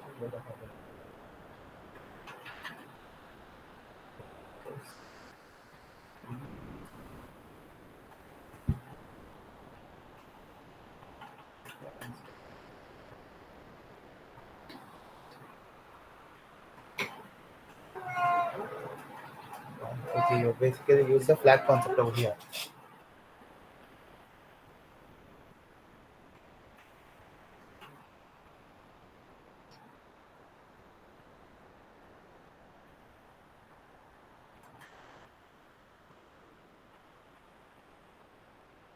Okay, great. Thanks, Shivam. Sri Charan, you said you were trying. Or you were able to get the. Kishore, I want your solution to Trying, be sir. also posted. Yes, sir. I will post them. Yeah. Sir, Sri which Charan, question number is it, sir? pardon. Question number, sir. For the search, the linear search. Yes, sir. Yeah. Sri Charan, yes. Did you get the. Sir, I'm trying, sir. Okay, great. Anyway, I think you saw the solutions or you heard what Kishore explained. That's the logic over there. Yes, sir. Okay, guys, I think you saw Kishore's explanation. That is linear search for you guys. That's a very that's a easy one. Not I wouldn't say that's a tricky one. Yes, that's a easy one. Still, if you want me to explain,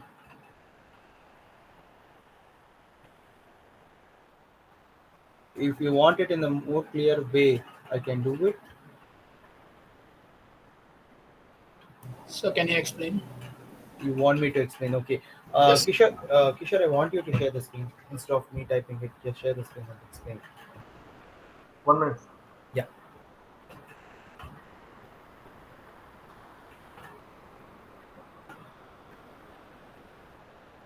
So please zoom in. Hold on. Is it Yes. sir?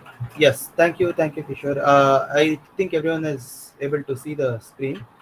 Uh, Now, what basically a linear search is, you have an array and you get the value to be searched in an array from the user. Both those things you'll get it from the user. What you have to do is you'll have to traverse from the first point of an array, the first value of an array, till the last value of an array. Keep comparing it with the searching value, the search to be searched value. Keep comparing it. Once your if condition works, once your uh, value matches, then you note the position over there and print that it is found in that specific position.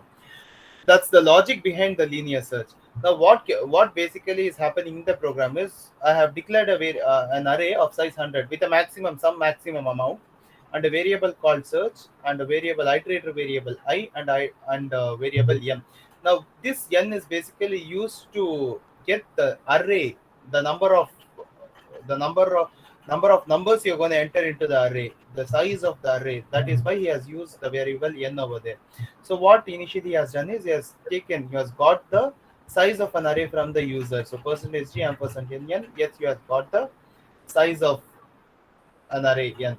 Now he's displaying it. Yes, he's displaying enter percentage g integer. Yes, what is the size of an array? Is displaying it, and then he's running a loop to get the values for the array with till n. So let's assume if he has given 3, then here the loop will run 3 times, getting 3 values from the user and put it inside the array.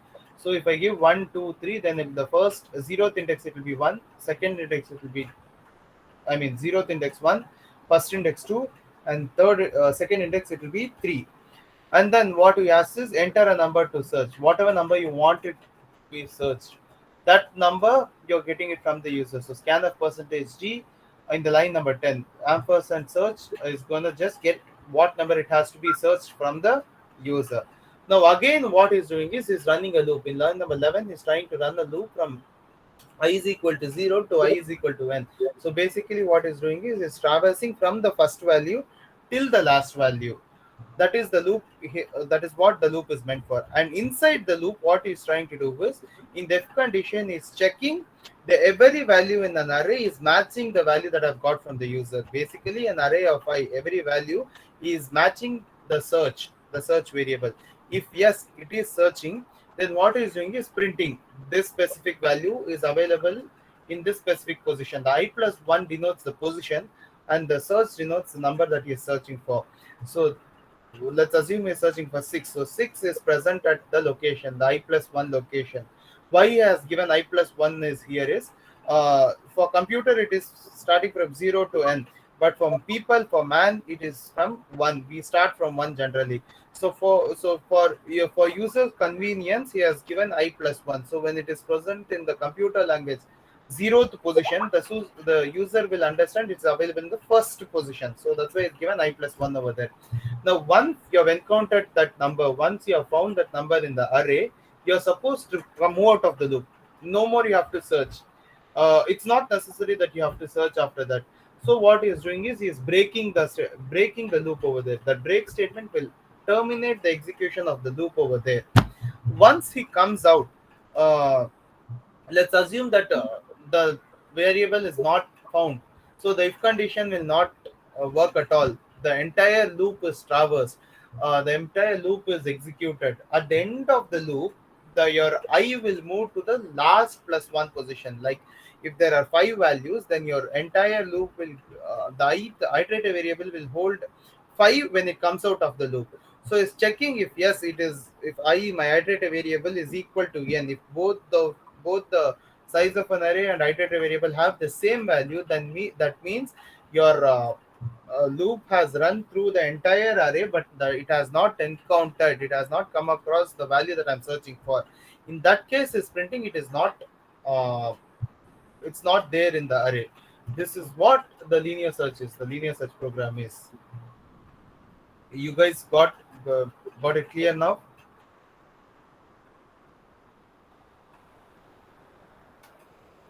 Yes, sir. Yes. Any doubt? We can move to the next concept.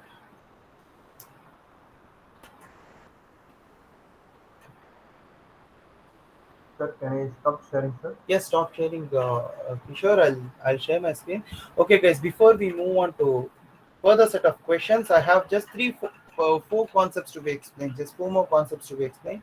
I want you guys to pay attention to these concepts so that it will be very easy for you guys. These four concepts, these four algorithms. It's not concept I'm going to teach you now. It's kind of algorithm that I'm going to teach you. So concentrate. This algorithm will help you a lot. These algorithms are based upon a concept called sorting. What sorting is? Sorting is basically arranging or ordering the array, be it any array, arranging or ordering an array in some kind of order, in some kind of fashion, be it ascending or descending order. You in an array doesn't mean when the user he has to give it in an ordered fashion, 1 2 3 4 5. He can give in any random fashion, 25 12 1, then 100. So it can be in any random fashion. But there are certain programs, there are certain scenarios where you wanted the array to be in a sorted manner, that is to be arranged in an ascending or descending order. For that purpose, um, programmers before us, programmers who have been working in C language for a long time, have found out three algorithms. Like first, bubble sort algorithm was found, then selection, and then insertion. There are three main algorithms that have been found by people, which proves to be useful, which proves to be easy for our understanding to sort the array, to arrange the array in either ascending order or and descending order. Out of all these three, insertion sort is one of the most efficient way of sorting an array. You don't have that's efficient because your runtime, your execution time, everything will be a bit lesser than the other sorts, because I'll tell you further why it's efficient. Now moving on to the first sort, that is the bubble sort. Basically what happens in this sort is, let's assume you have an array of around 10 numbers. There are 10 numbers available in the array, and you have to sort that out. The method that you're going to use over here is you're taking a position. Let's, if you're starting an array, then you're taking a zeroth position, and the next position of it, taking the first position. To zeroth position and first position value you're taking, and you're comparing both. So let's assume your zeroth position has 3 and your first position has a value 1.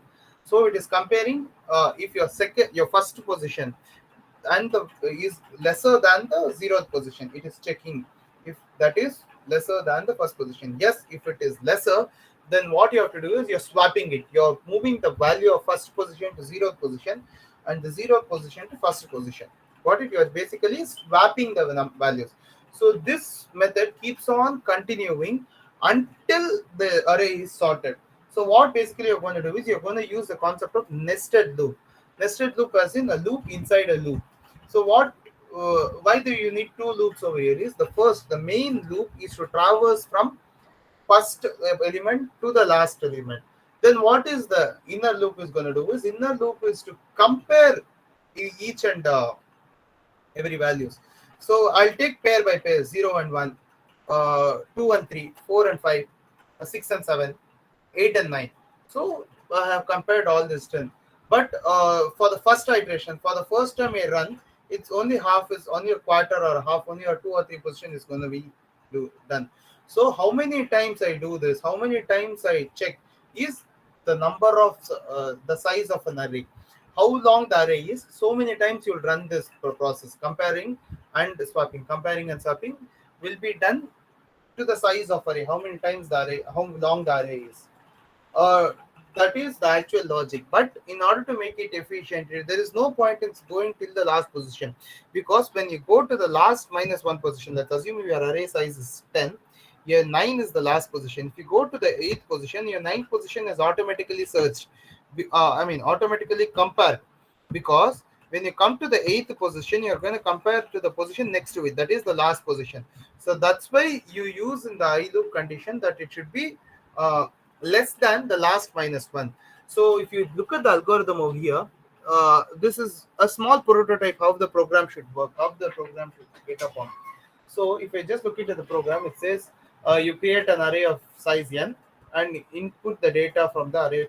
You just get in all the values from the user for the array.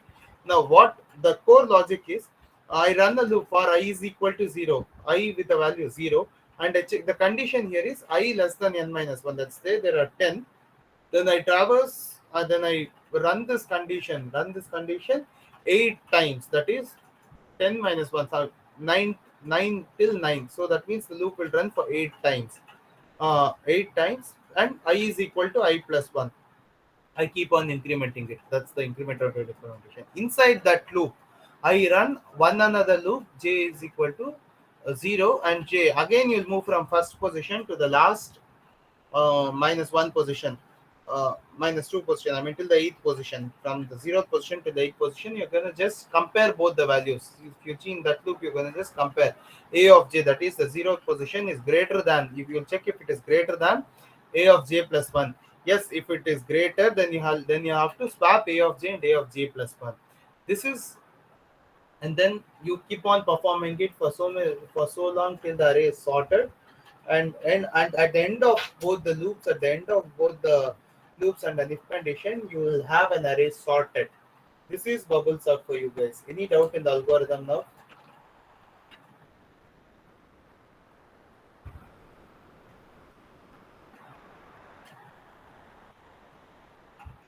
Guys, any doubt? No, sir. Others, any first years, you have any doubt in this?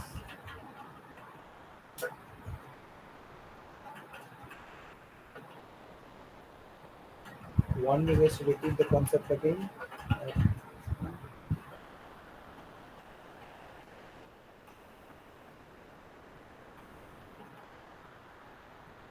Some first year, can you respond? The concept is understandable.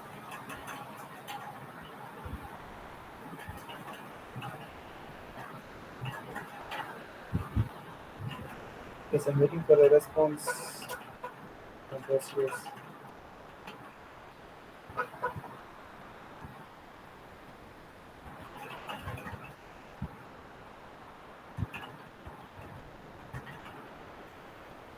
Teacher and Arun, maybe doubt. Who are in first years?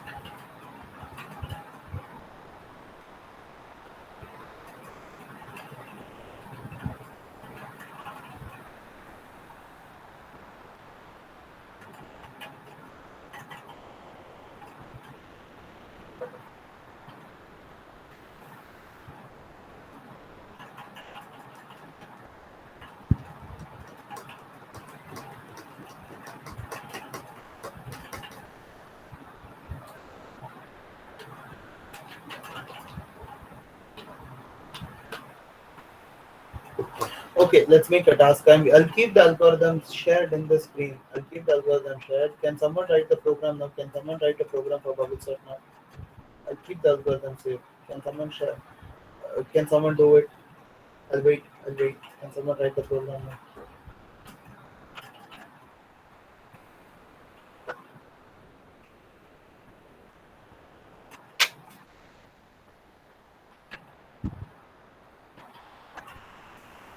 I'll keep the algorithm shared on the screen.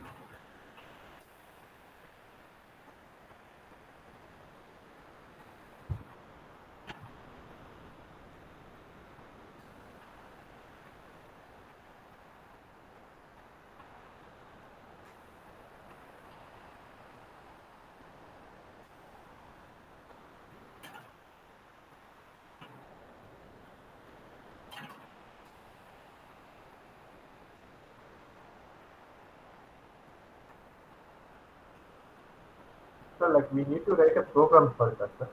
Yes. Okay, sir.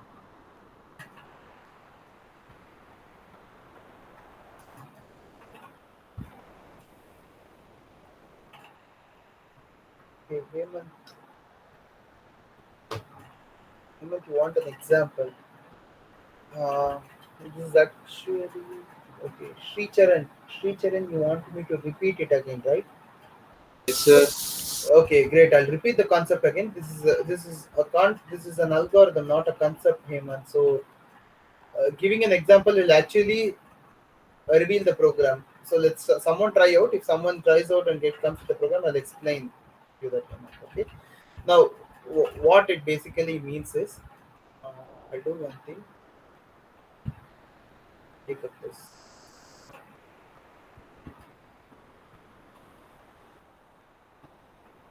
Now let's assume I have one. I think here is very tough.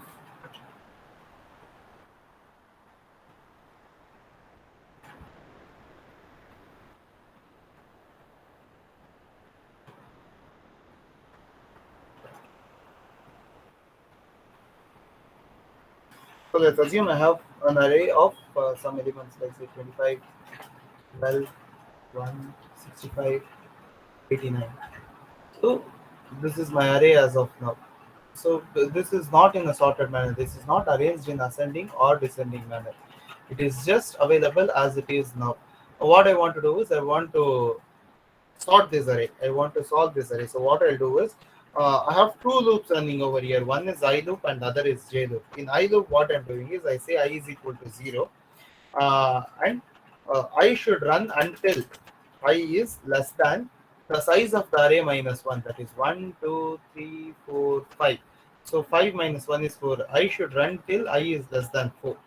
And I have one more loop running inside, and it should be, I should keep on incrementing. I have one more loop inside which says j is equal to 0, and j should run until j is less than 4. Again, n minus 1, array of n minus 4.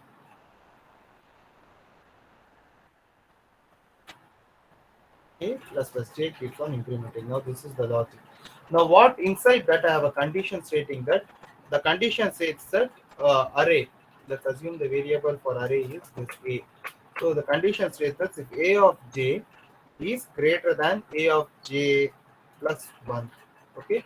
Now here in this scenario, now j is 0, right? So a of 0, the condition that's checking is a of 0 is greater than a of a plus 1, that is 0 plus 1, that is first position.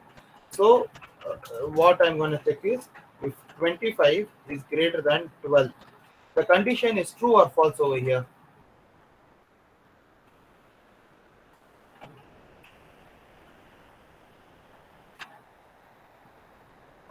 Someone answer if the condition is true or false over here. What is it? True, sir. Okay. Okay. 24 is greater than 12. So 24 is greater than 12. The condition is True. true over here. So what I'm going to have? So what is going to happen when the condition is true? I say swap these both positions. Swap, like move this to here, that to here. So what my array, the present array will become as a is 12, 25, 1, 65, 89. Right? You have got it. Now what my j will become? J will become plus plus. So j will become 1. Now j is 1. What I'm going to do is now the comparison is between a of 1 and a of 1 plus 1, that is 2. So value is going to be 25 is greater than 1. So the condition is true again. Now my array will become, when the condition is true, I'll have to swap both those numbers. So now my array will become 12, 1, 25, 65, and then 85. Now my j will become, what my j will become 2.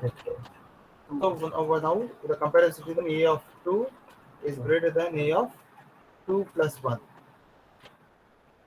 I am still running the j loop. My e stays in 0 still. So my j loop is running. So j is 2.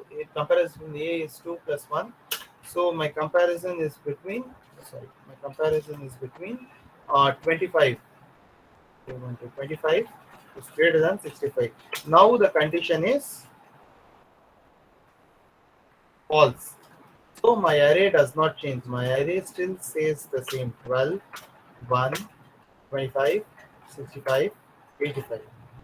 My j will become 3. So what I'll have a of t and a of t plus 1, the comparison is for. Now what it will happen, it will be the comparison will be for 65 is greater than 85. 3 plus 1 is 4, right? Yes, 65 and 85. Here the condition is false again. So array will not change, array will remain same. 12, 1, 25, 65, 85. What my j will become? My j will become 4. But my j should be less than 4. So my condition fails and I loop and j loops gets terminated and it will move to I loop. When I move to I loop, it says I plus plus. So what happens? My first iteration got over. When I is equal to 0, iteration got over here.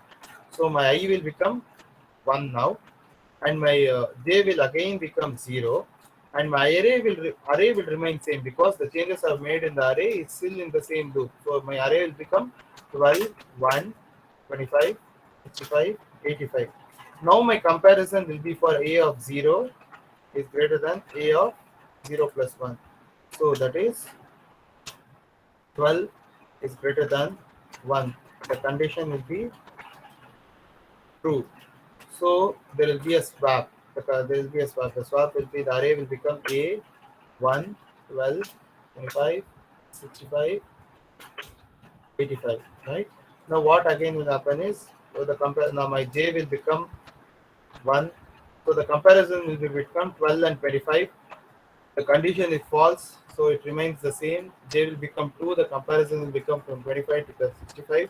The condition is false. The array will remain same. The condition will become j will become 3. The comparison between 65 and 85. The condition is false, so it will remain same.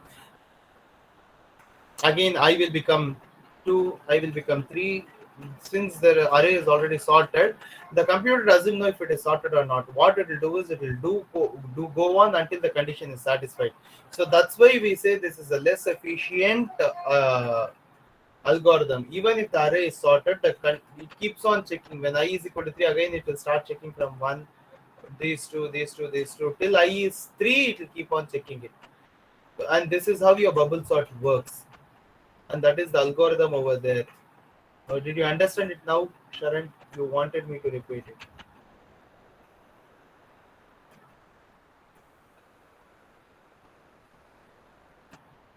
Yes, sir.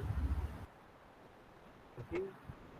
Great. Kishore, did you get the solution? No, sir. I didn't get any idea how, like, what problem to do, sir. Okay, you didn't get the output, then I'll write the program myself so you can just follow it over here. Sorry, sir. No problem. No problem.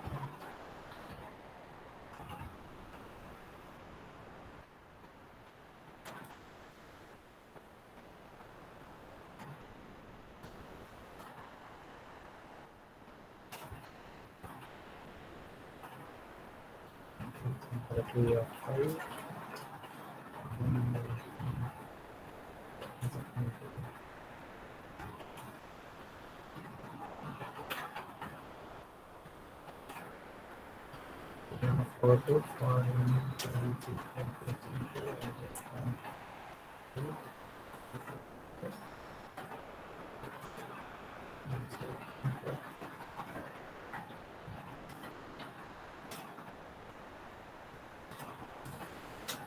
Sir, in Turbo C++, can we declare I in the for loop itself?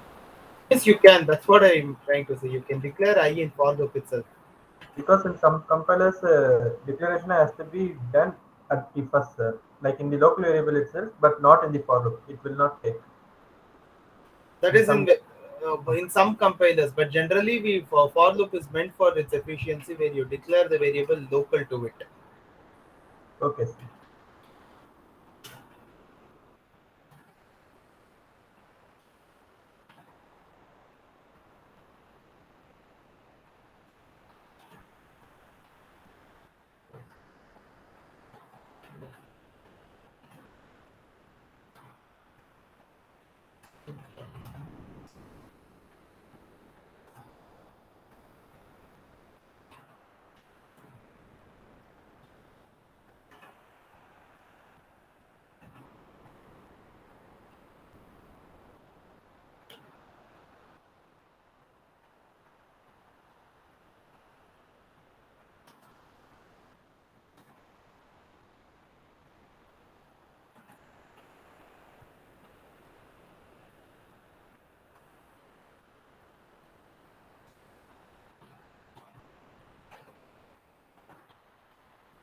Now there is one more concept in C or any other language called as comment line. Comment line here basically means non-executable statements that are given just for understanding of the program. These statements will not be executed. One such for comment line to be printed for writing a non-executable statement, you use double backward slash over here. So I'll just mention what that loop is meant for. I'll say this is to get the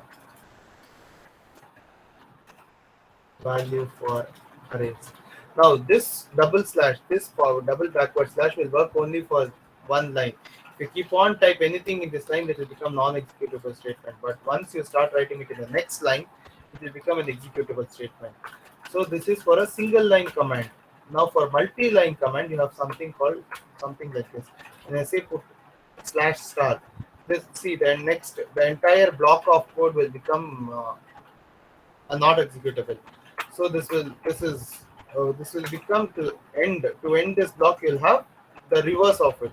So star backward slash, which will close the command line. So what I'll do is I'll write.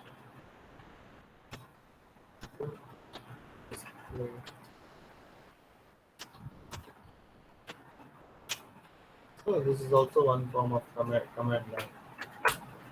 What I'll do is I've got the array, I've displayed the array. Now I have to sort the array for I is equal to 0, I less than I minus 1, I plus plus, or j is equal to 0, j less than I minus 1, j plus plus.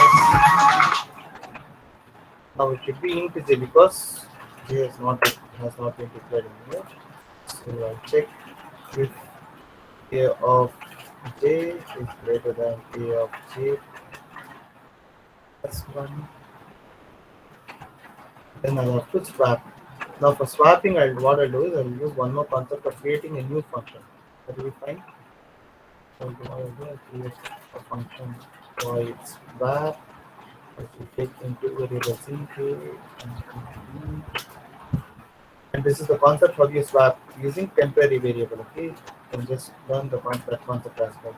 So I have a temporary variable in 10.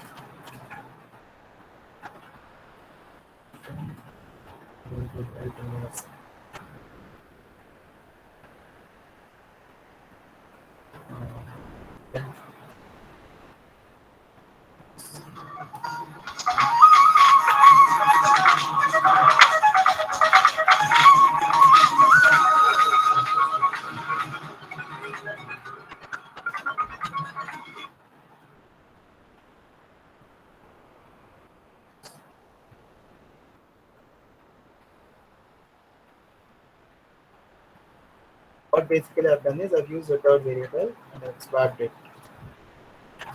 So what I can do is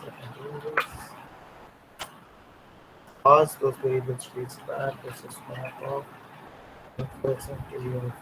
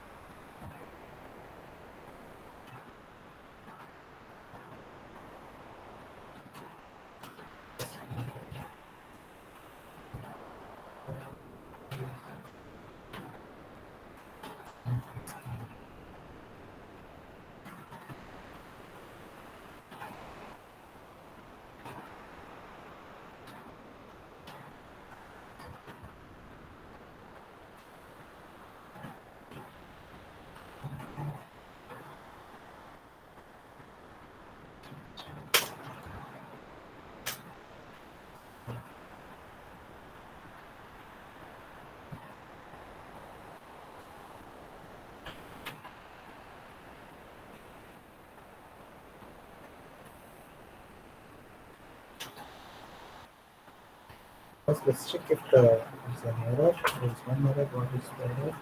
In line 40, there is an expression syntax error. I try to execute, I think it's working fine. If the integer,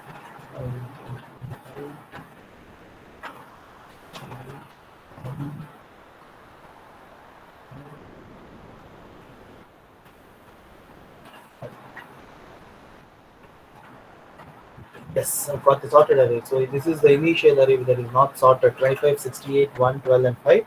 The next sorted array is 1, 5, 12, 25, 68. This is the sorted array. So I think you have seen the program one first. I'll just try to explain it again. Uh, just a second, guys. Just a second. So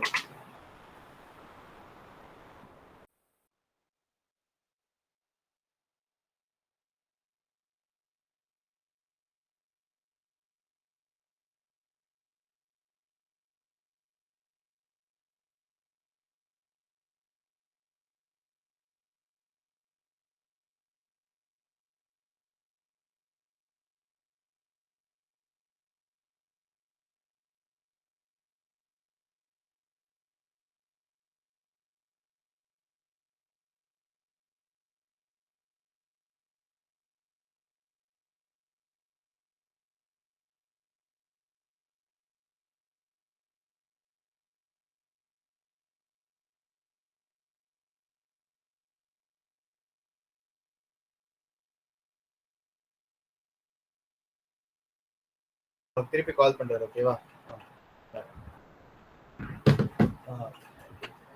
guys, I'll explain the program once.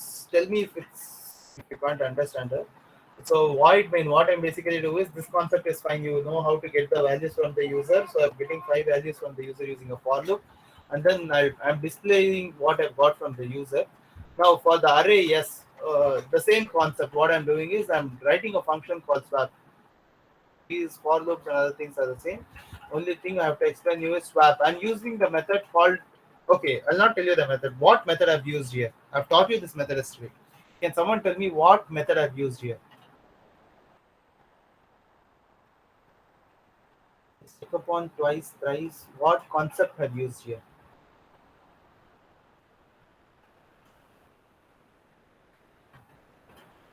Someone?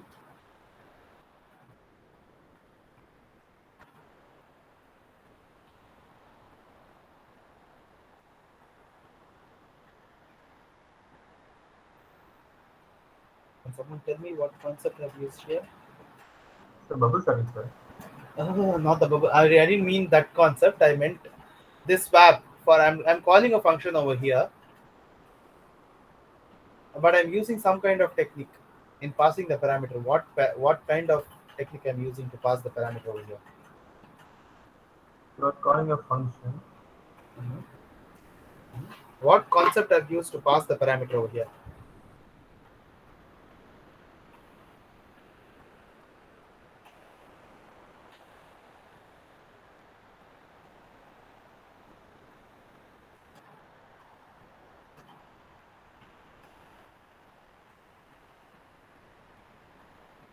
Anyone?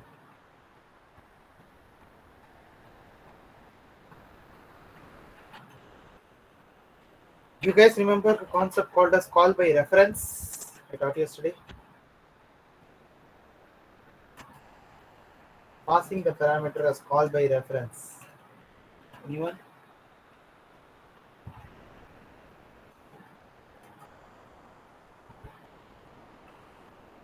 Please tell me yes. I remember, I don't remember. Some response.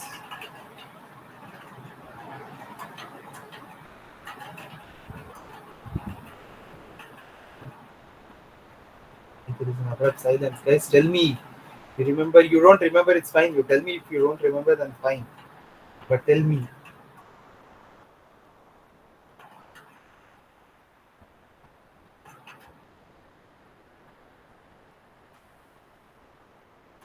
Yes, sir. You remember? Yes, sir. Yes, sir. Yes. Sir, that's what I said, no, sir. Like calling a function. Pardon? No, sir. I said we are calling the function swap, no, sir. We are calling the functions, but the concept we are using over here is call by reference. I'm passing the address of the arrays from here, ampersand, and I'm getting it as a. You using address we got now. Okay, sir. Okay, sir. So I hope yesterday I made it clear, call by reference. If it's not star, if it's just A, then it is call by value. I'm using the concept of call by reference over here. That's why I use this concept of swapping over here. So I'm just swapping it out with this things. Okay, now this is about bubble sort. We have just one more hour left, and what I'll do is I'll just brush up on 3 more concepts. The selection sort. See, bubble sort. I made the program myself because you guys didn't have an idea on how to go approach a program with an algorithm. So basically, I've given you the prototype. You just have to frame it into a program. That's what I want you to do. So for the next, the selection and insertion sort, I want you guys to write the program. I am definitely not going to help you with this over here. You guys can write the program. You still have a doubt. You still, if you want to clarify it, you still couldn't crack that, then you can approach me in the group, in WhatsApp group, so that I can clarify it to you. But I think I'm not going to do it over here. I want you guys to work it out. I'll explain you the concept at least now. So what is selection sort? Now selection sort is a bit more efficient than bubble sort. What basically happens over here is I'll do one thing. I'll take the first value. I compare with comparing it with all the data that is available in the array. So I'll take the first value. I'll start comparing it to the first. I mean 0th index value. I'll take it. I'll start comparing it to the first index, second index, third index, fourth index, fifth index, sixth index. So whenever I find a value that is minimum than this value, than the 0th value in the array, wherever I find minimum than the 0th array value, at that point I'll make a note of that index. So whenever I make a note of that index, this loop will keep on running. Let's assume I have the first value to be 5, and I have 0th value is 5. Now I go to the first value, it is 25. 5 is not less than 25, so I just move on to the second value. Let's assume I have my second value to be some 3. Yes, 3 is lesser than 5, so I'll make the note of this minimum position somewhere. I'll keep min is equal to that first index. Next I'll go to the third index. Let's assume the third index I have 35. I'll compare this to 5. No, it's not. In the fourth index, let's assume I have 1. So this one is actually lesser than the minimum. So what will happen is I'll again overwrite. I'll again make note of the fourth position that has the value 1. So at the end of every iteration, I'll have a updated minimum value. So once I come across that minimum value, what I'm going to do is I'm going to swap that minimum position value and this position value, the current position value. So what I'll do is I'll take the 5 and put it in the position of 1, and I'll take the 1 and put it in the position of 5. This is what the concept of selection sort is. Now the algorithm is this one: create an array of all those things. I'll run the loop from I is equal to 0 to I less than n minus 1 and I plus 1 minimum. Now instead of getting into the algorithm, you can refer algorithm for program. I'll do one thing. I'll just explain it the last method with an array, so that you can find it useful. Now I have same thing, 825, 12, 165, 165, and then 23. Okay. Now what happens is initially my current position j will be 0, and my minimum will be 0. Minimum will be 0 as well. Now what I'm going to do is 0 plus 1.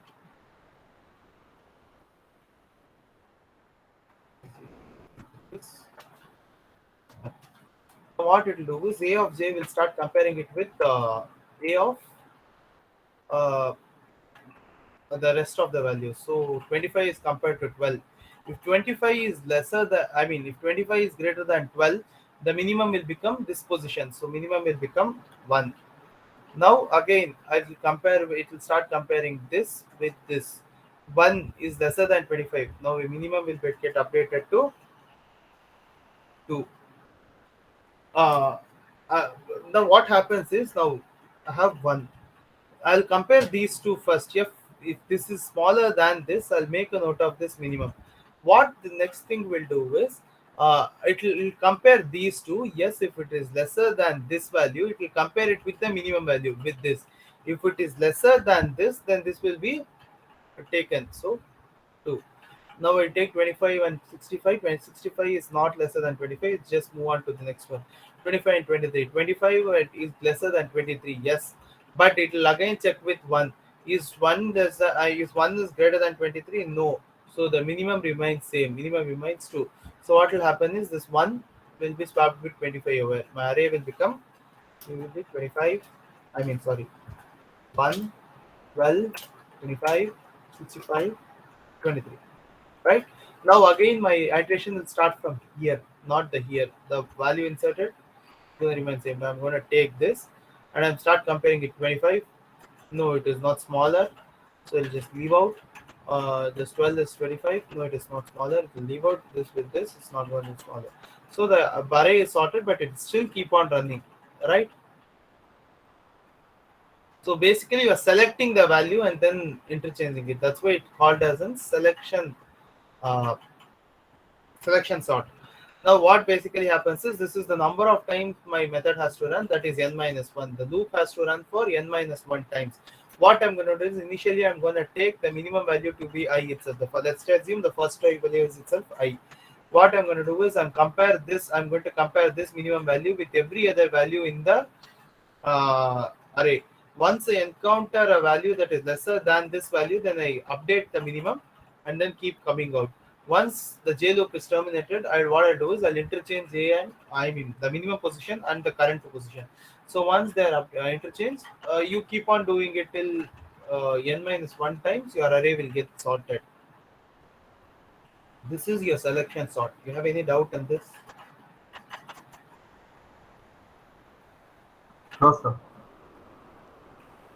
Others, any doubt? I'll move further.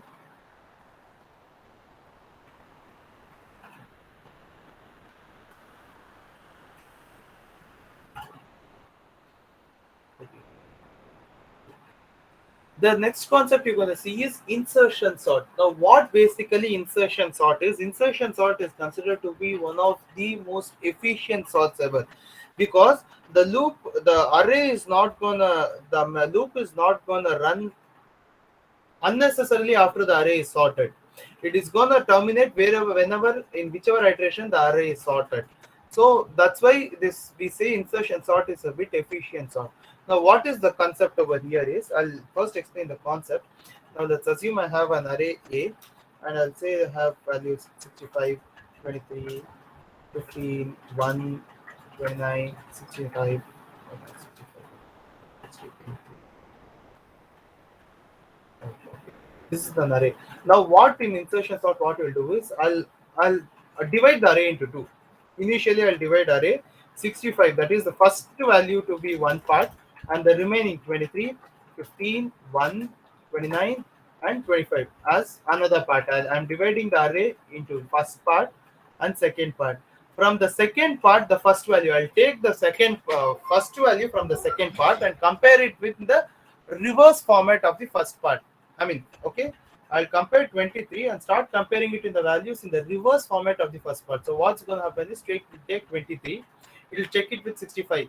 If yes, 65 is 23 is lesser than 65. So what it will do is it will insert the 23 before 65. So whenever it encounters a value lesser than this value, it is going to just insert this value before that value. So my first part will become 23, 65, and my second part will be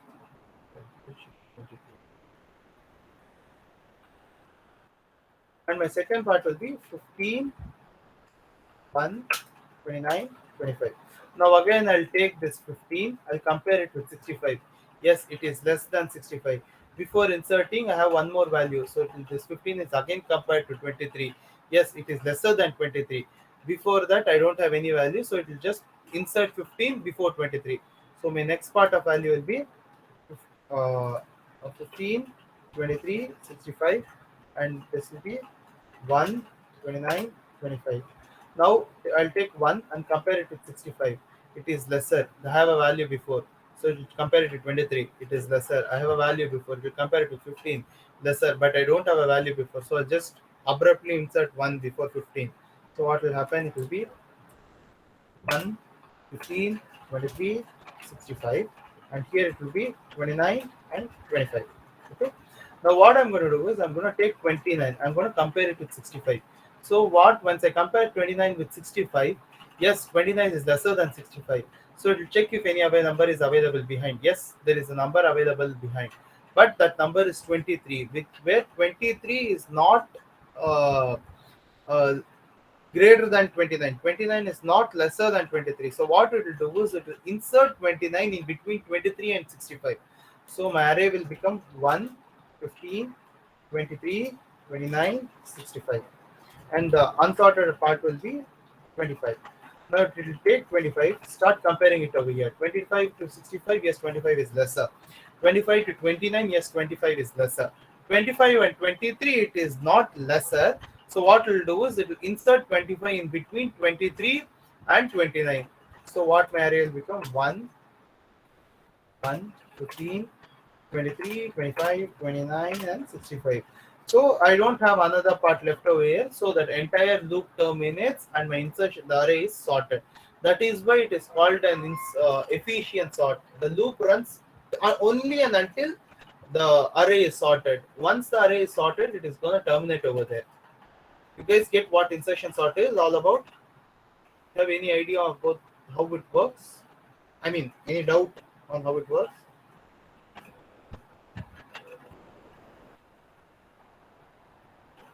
Anyone? Any doubt? Others?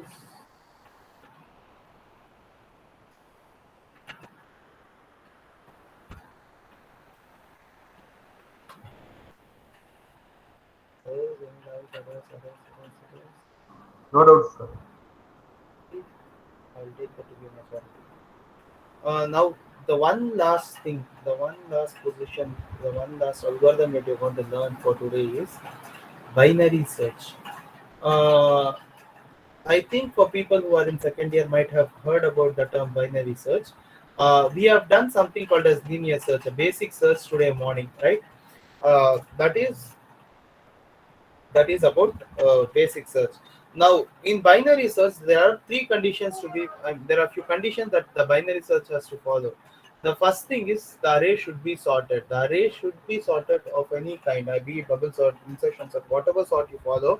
But the array should be arranged either in ascending order or descending order. Only then you can perform binary sort. Binary sort. And the second thing is you should know the upper and the lower limit of the array. Like if upper and lower limit as in, you should know how many numbers are there, what is the first index and what is the last index. Now let's assume I have a sorted array 1, 12, 25, 29, 65 and 85. So my upper limit u is going to be 0. I mean upper limit u is going to be 1, 2, 3, 5, 6. So 5, and lower limit L is going to be 0. So I have 6 values and my upper limit is going to be 5. Now what a binary search is basically going to do is it is going to search for a value. Let's assume I want to search for a value 20 or 65. Let's assume I want to search for a value 65. So what it is going to do is first initially it is going to calculate the mid position. So mid position is calculated as 5 plus 0 divided by 2. Yes, lower limit plus upper limit by 2. So basically it's 5 plus 2 divided by 0. So it's going to be given the value as it is an integer division. So my value is going to be what it is.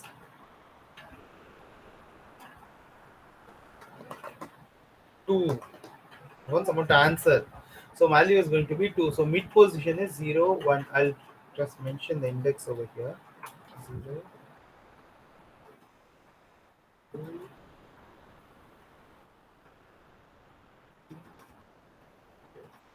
This is the index. So this is going to be calculated as my mid. So second position is going to be calculated as my mid.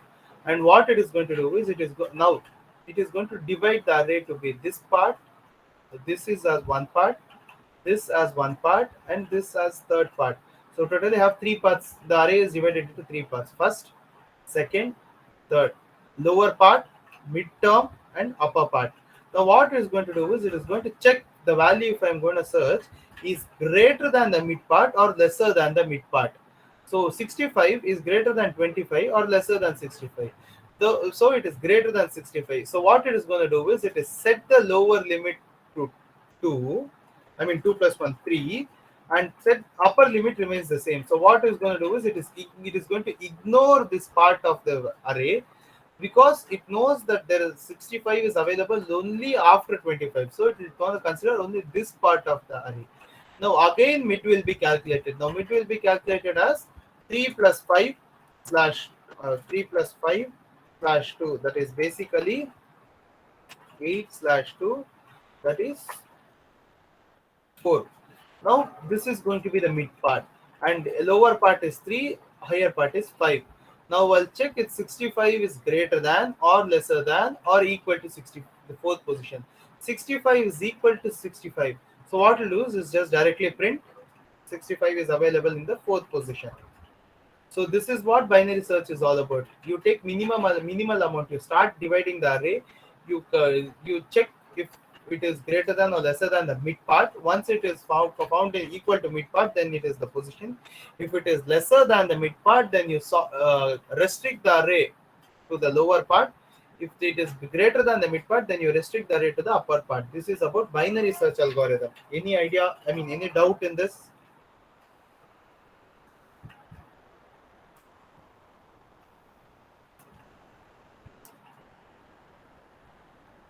Guys? Yes? No? No, sir. No, no, sir. No. So I assume that everyone have understood the concept of bubble, selection, insertion, and binary. I've showed you the coding of bubble sort. I want you guys to personally try the coding of selection, insertion, and bubble, all three sorts. I'll send you the algorithm. I'll share you the algorithm over here. I mean, I'll share you the PowerPoint presentations over here. You can just refer the algorithms and you can work upon. Now I have few more questions. I have just 1 hour. I'll be winding up the entire session by 1 p.m. 1 p.m. I have an office meeting after that, so we are ending the session by 1 p.m. Before that, I have few more questions that I want you guys to solve. They are a bit interesting. They are called as pattern printing. People who know what pattern printing is. Anyone who knows what a pattern printing is?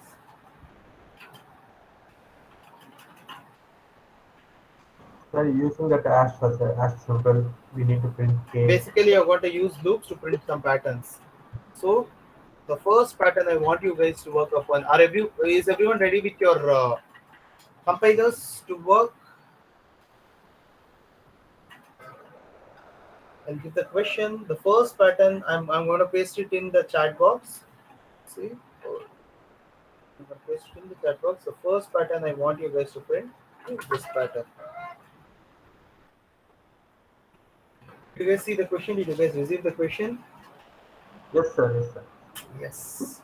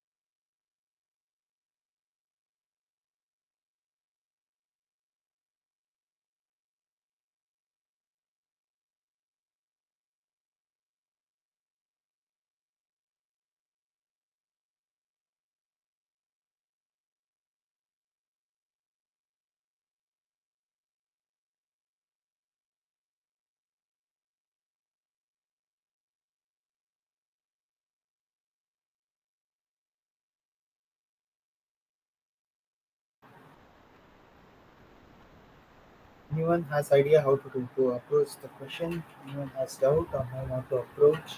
Any queries?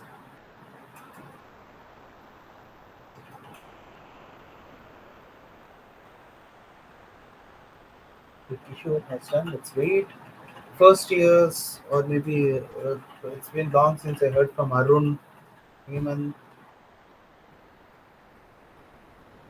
Jeffrey.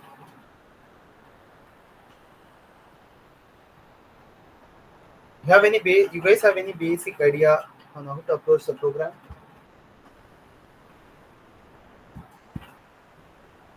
Since it's a new one, since it's a new concept, I want to know if you guys have any idea on how to approach the program, or you want to help. Anyone needs need of help. Anyone needs an explanation for the program.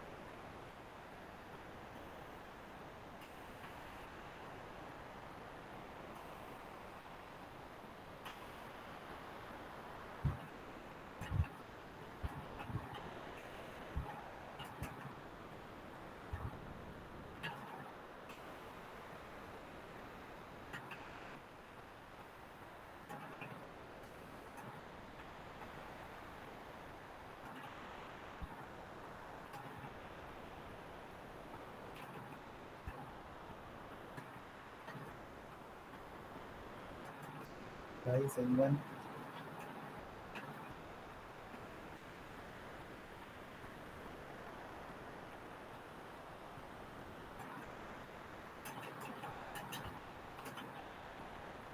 Anyone wants help, please let me know that I want help. I can help you with that as well. Please do let me know.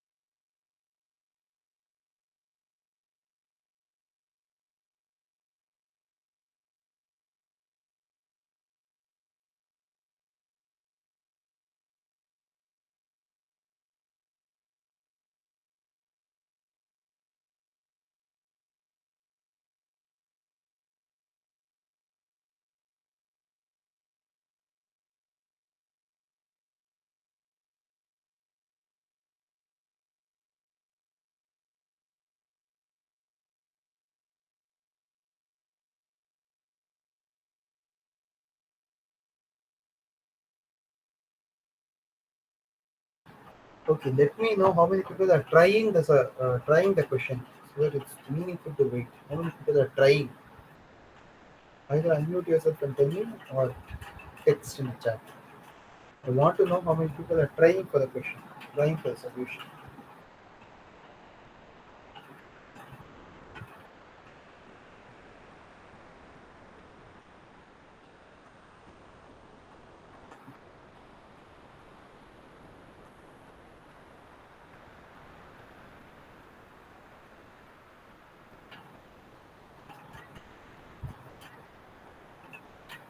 Guys, let me know that if you're trying for the solution or not. Let's make our waiting time a bit meaningful. Yes, if you're trying, then I can wait. Else I can just discuss the answer because we have just 20 more, 40 minutes more left. 40 minutes.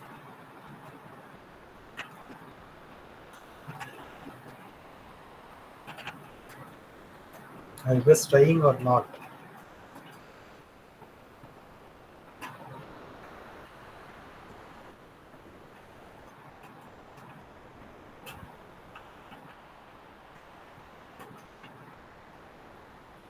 Hear me? I'm not audible.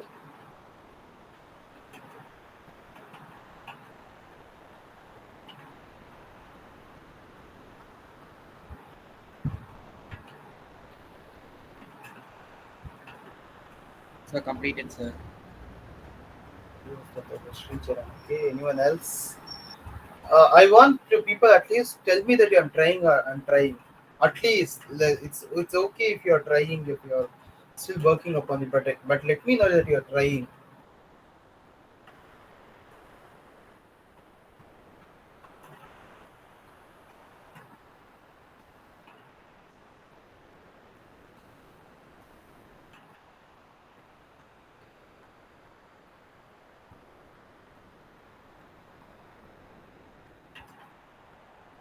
Okay, that's not. Surya is trying. Good, great. Thanks for the effort, Surya.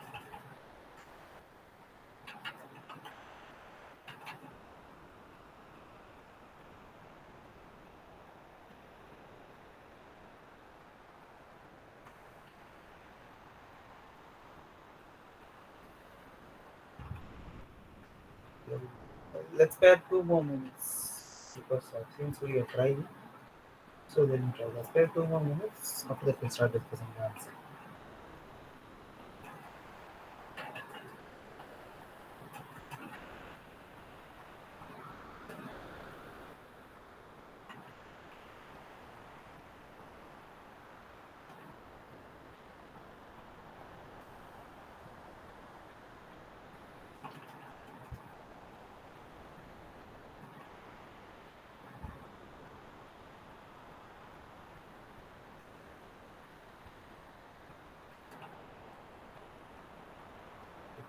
So we are stuck.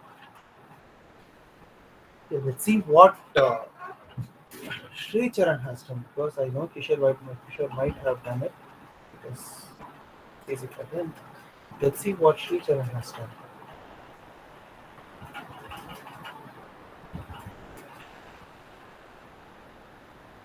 So can you see my screen? Yes. I'll run it, sir. Yes. Okay, can you just explain the program for the people over here? Sir, that's what I put in, sir. Just a second. What is it, Kishore? Same format, sir. Same logic I used, sir.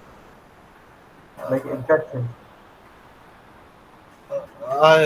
The voice is not clear. I'm not able to understand. No, sir, I used the same logic as he used, sir. That's what Oh, I'm. okay, okay. Uh, just a second. So, Sri Charan, Yes, sir. you can explain? Yes, sir. Yes. Is Sir, by first I mean getting the input for just a number of. second. Just a second. By any chance, can you just increase the size of the program, like zoom in or something, or increase the font? No. Okay, sir. Yeah, great. Now, continue. Sir, first I'm getting the input for number of rows needed to be printed, sir. Mm-hmm. Yes, sir. And then I'm setting an integer n is equal to 1. So until n is lesser than or equal to rows, this for loop will keep on looping, sir. Okay. And then inside that for loop, I am giving another for loop, so that and if I mean like the row is first row, it should print only one number, sir. Mhm. If it is second, so that it should print two numbers, one and two, like that. For that I use this loop, sir. Okay. Yes, sir. So this is good. Okay. Now, basically, I want to add up one small thing to this explanation. Whenever you see something kind of a table, some kind of pattern, something kind of rows and columns, which is a mix of rows and columns, then fraction of a second you decide that you should be using two loops, one loop outside, one loop in inner. The outer loop is to mention is to traverse through the rows, and the inner loop is to traverse through the columns. So whenever you see a kind of table, whenever you see a kind of a pattern which has all rows and columns, then for mandatory, you should get into mind that you should be using two loops. And depending on the pattern or depending upon the way you want to traverse, you can change in the condition for the loop. But for mandate, you use two loops. Got it? Now, Surya, your logic is correct. You have come till, I think I'm almost completed. You didn't get it? Oh, okay. Sir, can I stop sharing, sir? Yes, yes. Please stop sharing. I'll send the next pattern. Because I think I have A bunch of 1, 2, 3. Okay, I have 4 more patterns for you guys.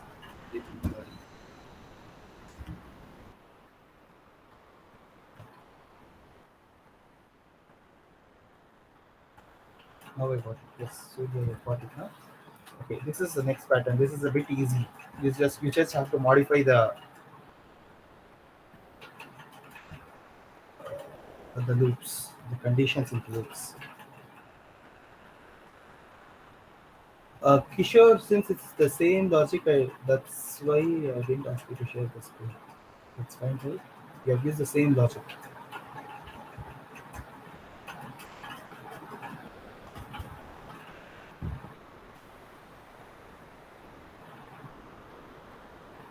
Kishore.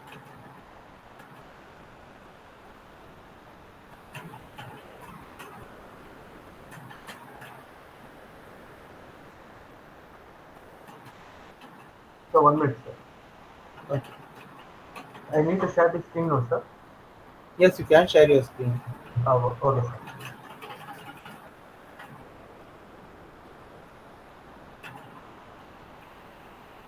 The same logic, sir. No changes. No changes. Great. Just execute the program and show it.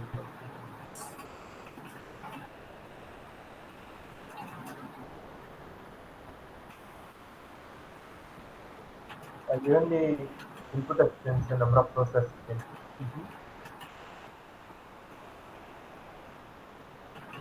And I got the right pyramid. Right of pyramid. Great. Correct. Good.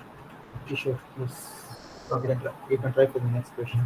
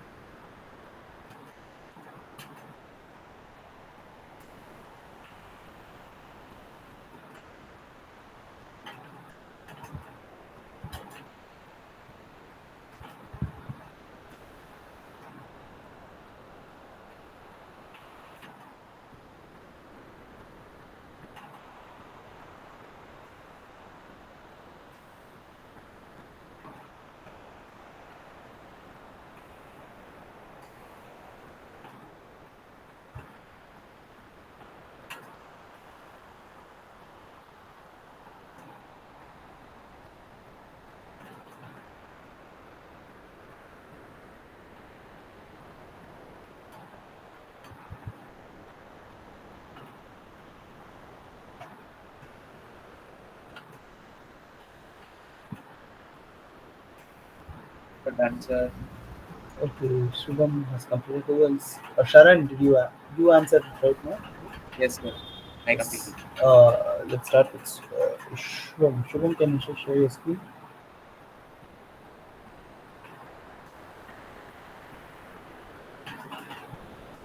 Okay, thanks. Okay.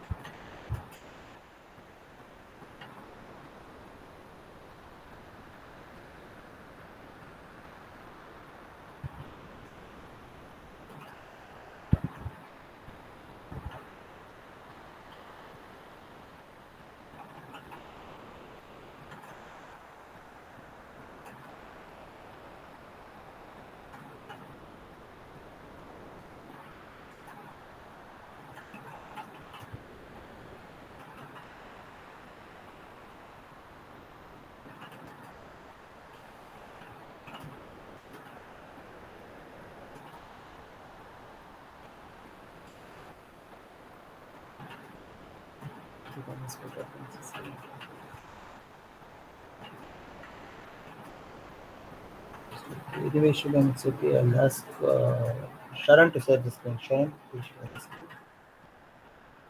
1 minute, sir. Okay.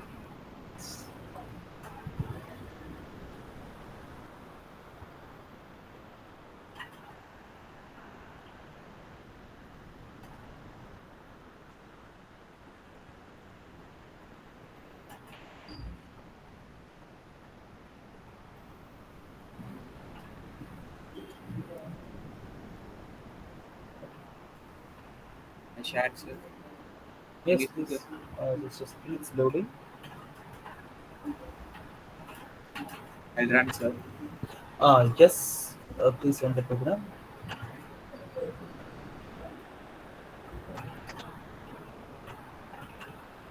Yes, great. Good. Thanks, Sharan. Kishore,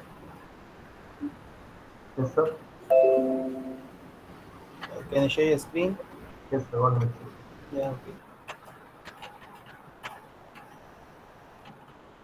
Sir, basically, I didn't change that much, sir. I changed I from 0 to I to row from the previous program itself. And I instead of I in the condition I gave the condition like I is less than or equal to row, but I changed it to I is greater than or equal to 1, so that I can go downwards from the Yes, 1 yes, to 5 to 1, yes. like this 1 to 5 and then to 1. 1 to 5. But the Yes, logic is supposed to be 5, 4, 3, 2, 1, right? I put it here. Oh, sir, I sorry, sir. I will change it, sir. Try rearranging the program once again. Try rearranging it. Yes. What, sir? Try recoding it. It's okay. Okay, sir. But the logic is fine. There is very small glitch somewhere. You just have to try it again. Okay, sir.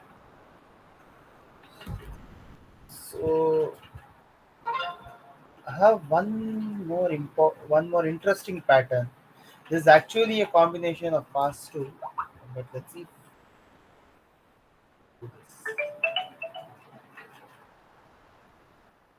Yes. Someone get with this pattern.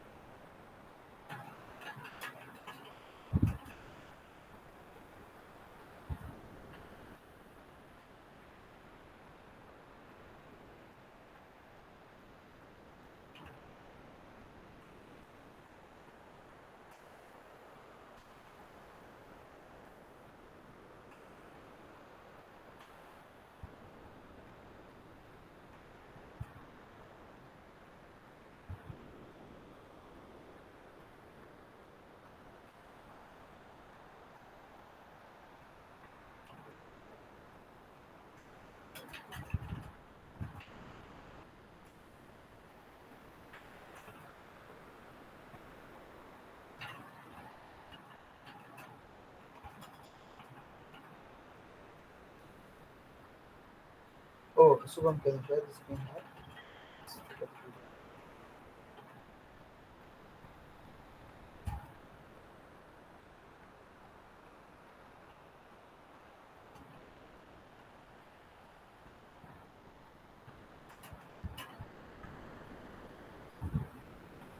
Yes, great. Thanks.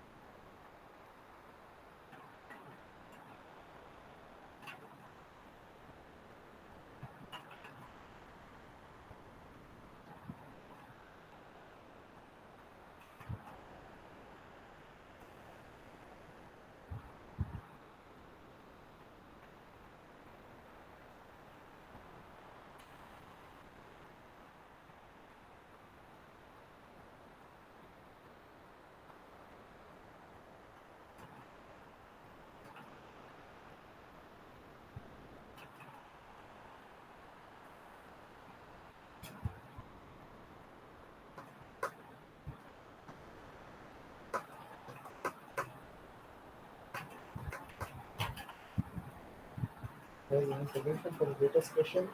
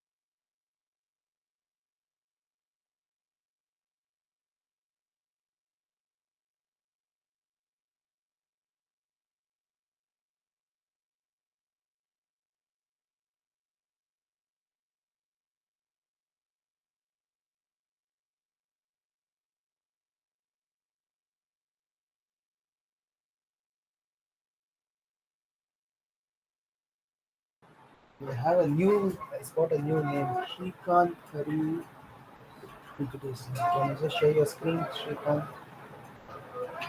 Yes, sir. 1 minute.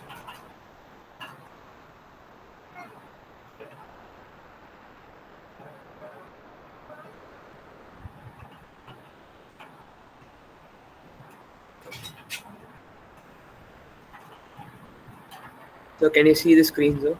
Yes. Yes, it is. Just first execute the program. So this was just I did the two programs at the same time. So first you have to lose the first loop to say the first program, like we already mentioned the first side. Then I did the second loop. I used the second loop in the same program so that just the main as a continuation. Yes, yes, the logic is correct. Just So, execute the program once. I've already made the run, so I have to just enter the output. Okay. Yes, great. Yes, that's the logic, guys. You have to use the concept twice. The one other concept and this concept. Yes, thank you, Shrikant. It's a great one. And then I have one more done. That's okay. Shubham Mota has done that. Shubham, can you share your screen and show the solution?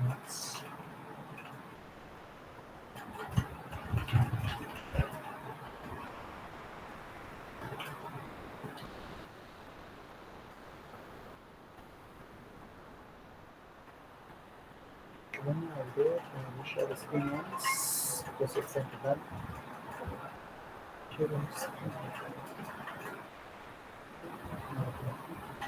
Sandwich, right? Okay, fine. Kishore, can you share your screen? Show me once. Yes, sir. Okay, did you guys understand the concept that Shrikant shared? That's the basic concept over there. Have anyone have a doubt in that? Sir, as we did, I told the design, sir. Okay, yes, you are supposed to use the concept Intended twice. for upper part, like upper part of the pattern, and Yes, it is for the below part of the pattern. yes.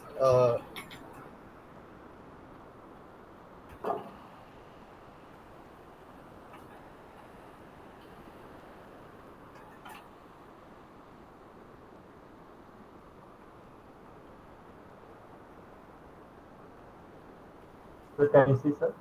Like 1, 2, and then 1, 2, 3, and then for the below part, Yes, ignoring the. yes, great. Anyone has any query about this? You want me to explain or something, or you understood what the concept is? So that I have just two more patterns for the day, and we are done. And next, both the patterns are same.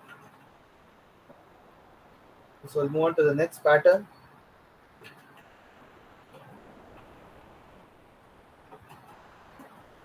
Okay, this pattern is something called as K-form pattern. First, to try with this, then I'll tell you what to do. Called as the K-form pattern. It appears to be a bit of K. So this is a K-form pattern, and I think now it will be easy for guys since it's just usage of two different concepts in a single function.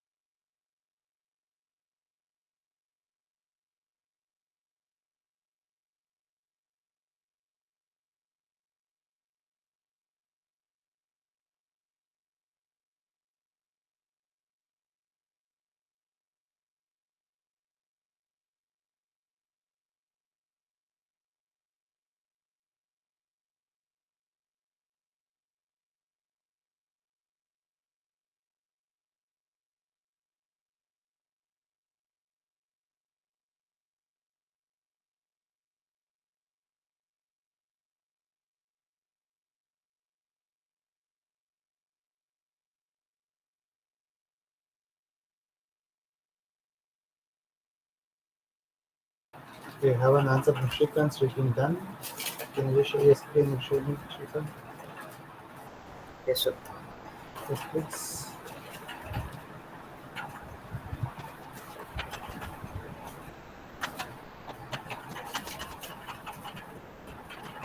So can you see the screen, sir? Yes. Just execute it once. Sir, I just reversed the process. Like last time we used it to first to ascending order. Now this time I have to use the descending order process, then the ascending order process. Yes, yes.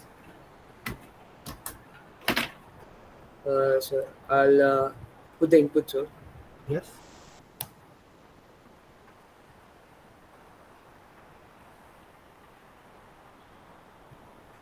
Yes. Guys, anyone has any doubt in this? It's the same. It's same. You just have to use two concepts. Shrikant, can you just copy your code and paste it in the chat box? Sure, sir.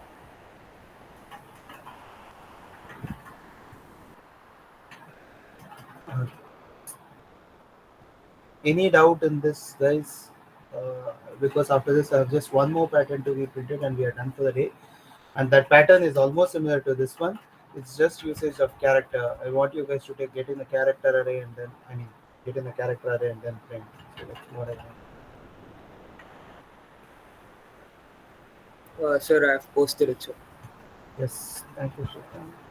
Thank you, sir. Guys, I have just one more pattern to be printed. I hope you have all completed.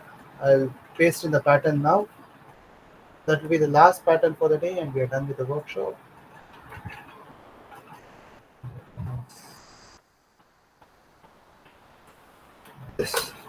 Okay, this is a bit tricky. This is not the usual pattern that we have printed.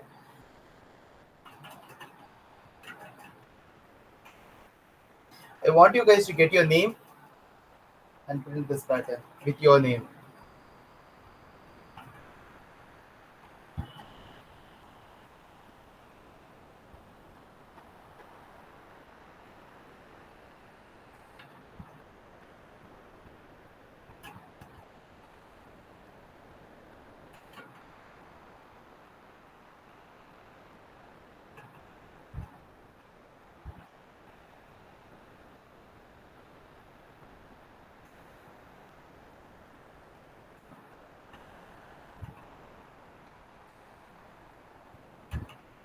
Okay, can someone initiate the idea? Can someone tell me how to approach the question? What?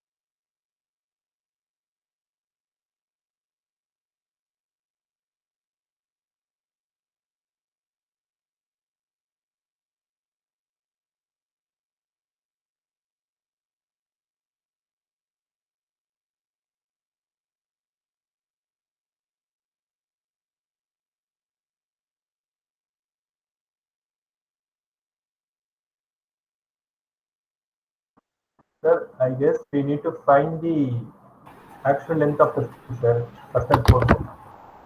Find the. Finding the length of the given string is the first priority, and then we need to find the outer loop for the rows, sir.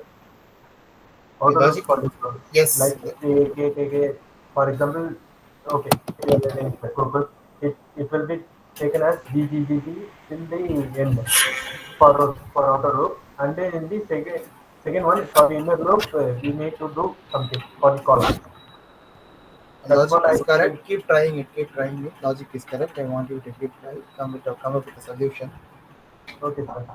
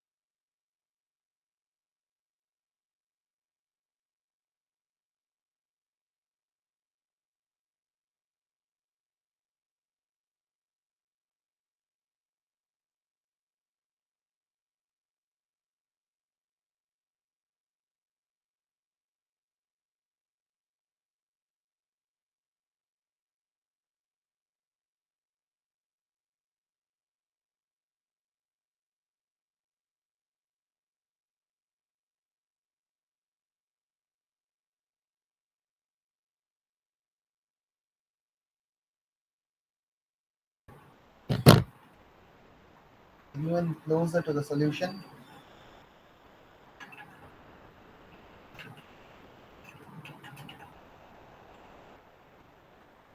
Sir, when do we have our lunch break, sir? Okay, calm down. We don't have a break now. We are going to wind up the session. We're going to complete the workshop in another 5 to 10 minutes once we discuss the answer for this. Right? Oh, okay. Just 5 to 10 minutes.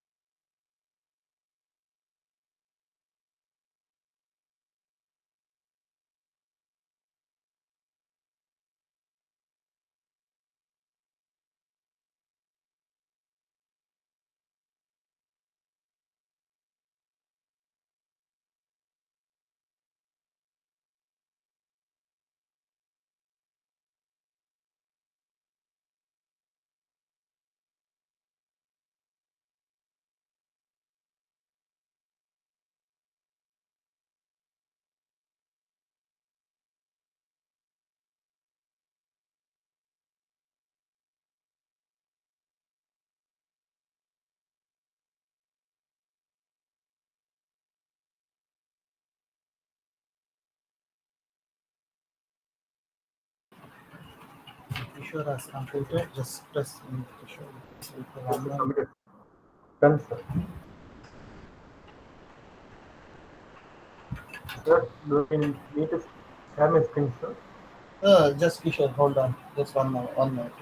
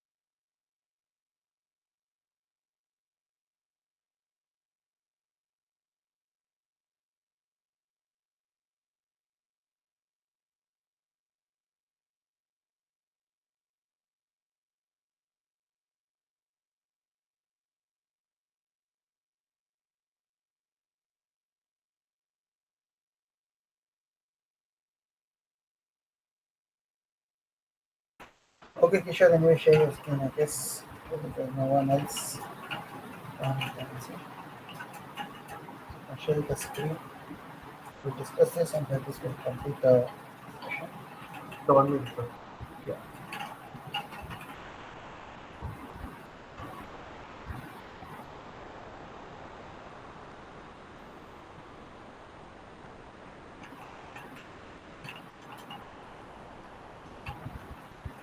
Sir, I used the EPS function, sir. Okay. It is to get the absolute values so that I can go for further, sir.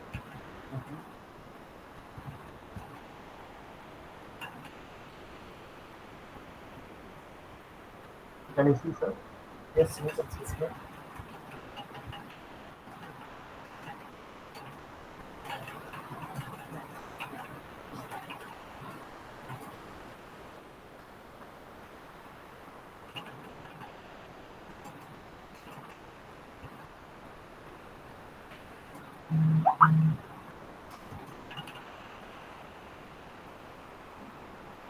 Just execute the program once. Sir, here I given the character string as 20 and declared the length of the string, place, and rows and columns for two loops I and j, and initialized using the like till I give an enter, it will scan everything in a spot. Okay. Like it will go from K to E without asking anything. It will go until unless we give some enter of something. And for the length for loop, I given a length is equal to 0 and string of length is not equal to the character. Just a doubt, just a bit of curiosity. In scanner, why couldn't you directly use percentage yes? What, sir? In percentage yes in scanner. Which string, sir? Scanner. The getting in the string. You can use the percentage yes directly, right? Okay, sir. Percentage yes.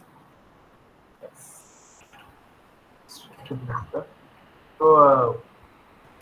So this weak line is basically for the loop to traverse the entire string from K to E, from my name letter start to name letter N. It will traverse each and everything, and it will be decreased length one by one, like KSHORE, and the next time will become K to R, and then it will become O to like this, like Yes. OR, it will decrease. Yes. For No, that, but wait, you have misunderstood the pattern. I've told some other pattern, you have printed some other pattern. this is the pattern, sir. KAIKS.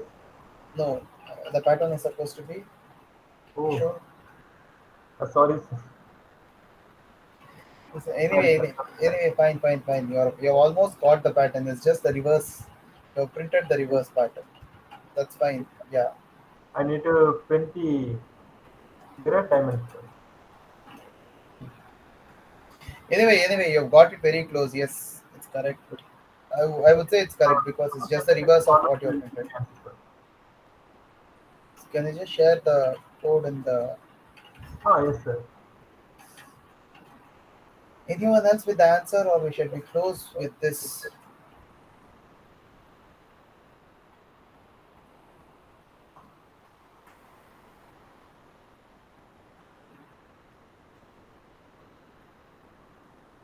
Okay, there's an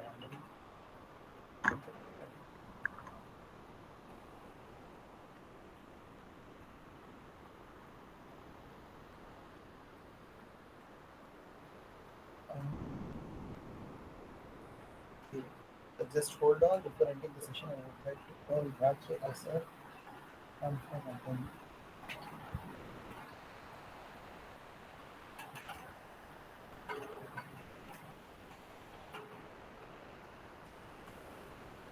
Sir, do we have another section with you, sir? No. We are closing the session by now. So this is our last section. Yes, this is the last session because afternoon I've been held up with a my office meeting. No, sir. I am asking for in the coming future. Like we have classes with you like that? I am asking. That depends on the availability in the college. Let's Okay, see. sir. Let's see. If college has some time, or if I have some time, let's meet up again. Not an issue. Okay, sir.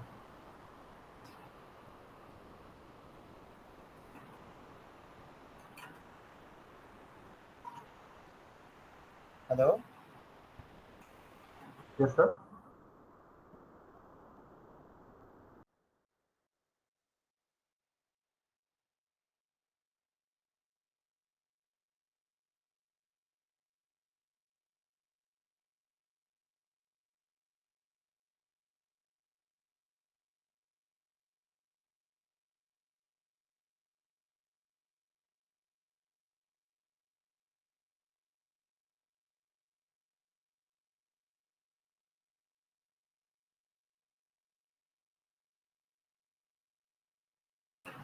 Okay, guys. Yes, we have officially come to the end of the workshop. Yes, let's close it up over here.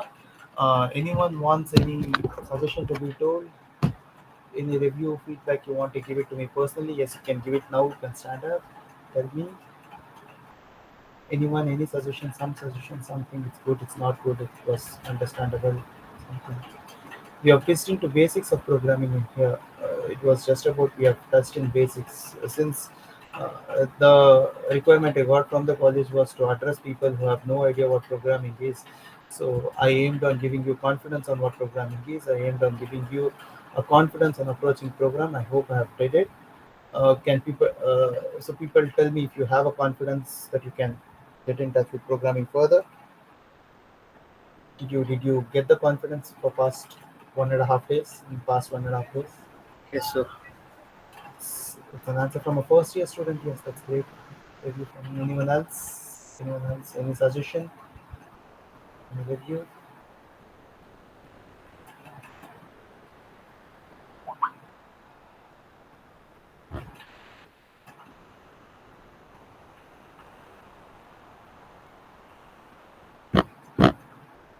Okay, how was the session?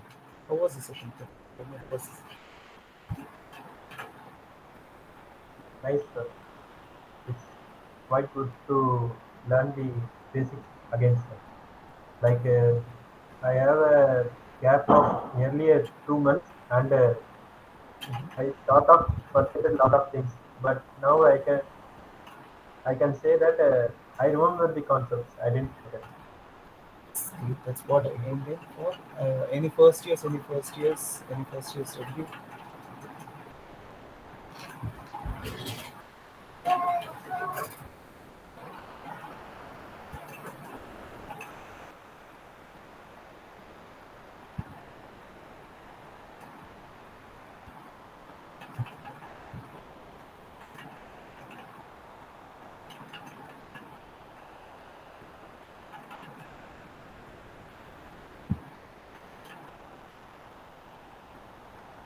There's any first year's feedback?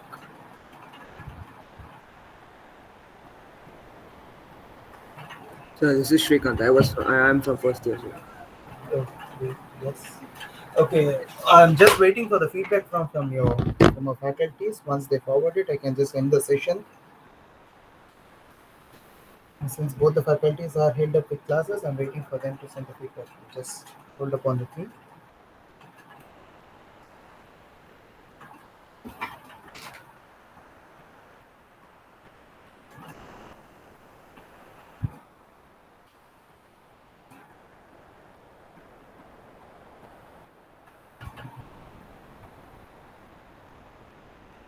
Okay, guys, I'm posting the feedback form in the chat. I want you guys to fill the feedback form so that they can forward the certificates or further details to you. Officially. You guys have filled the feedback form, then you can start moving up with your lunch. Thanks for patiently hearing me for the 1.5 day workshop. It was pleasure taking handling it to you guys. I hope you guys got some knowledge on what programming is, and I wish you very good luck for your future programming career. Since it was a very basic workshop, I think I went in a bit detail about the basic concepts. If time permits for me, if time permits for college, and if the situations are better, I hope to meet you guys physically in a workshop at the college, which could be more interesting than the virtual one, I think. Yes. Yes, sir. Okay. If you guys have fill the feedback form. Yeah, thank you.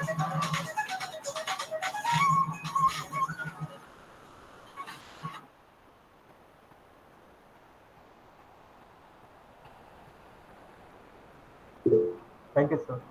Yes, thank you. We will meet you soon, sir. Thank you. Thank you. Thank Thank you. you.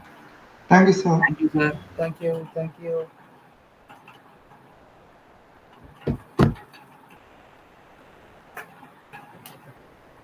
Thank you, sir.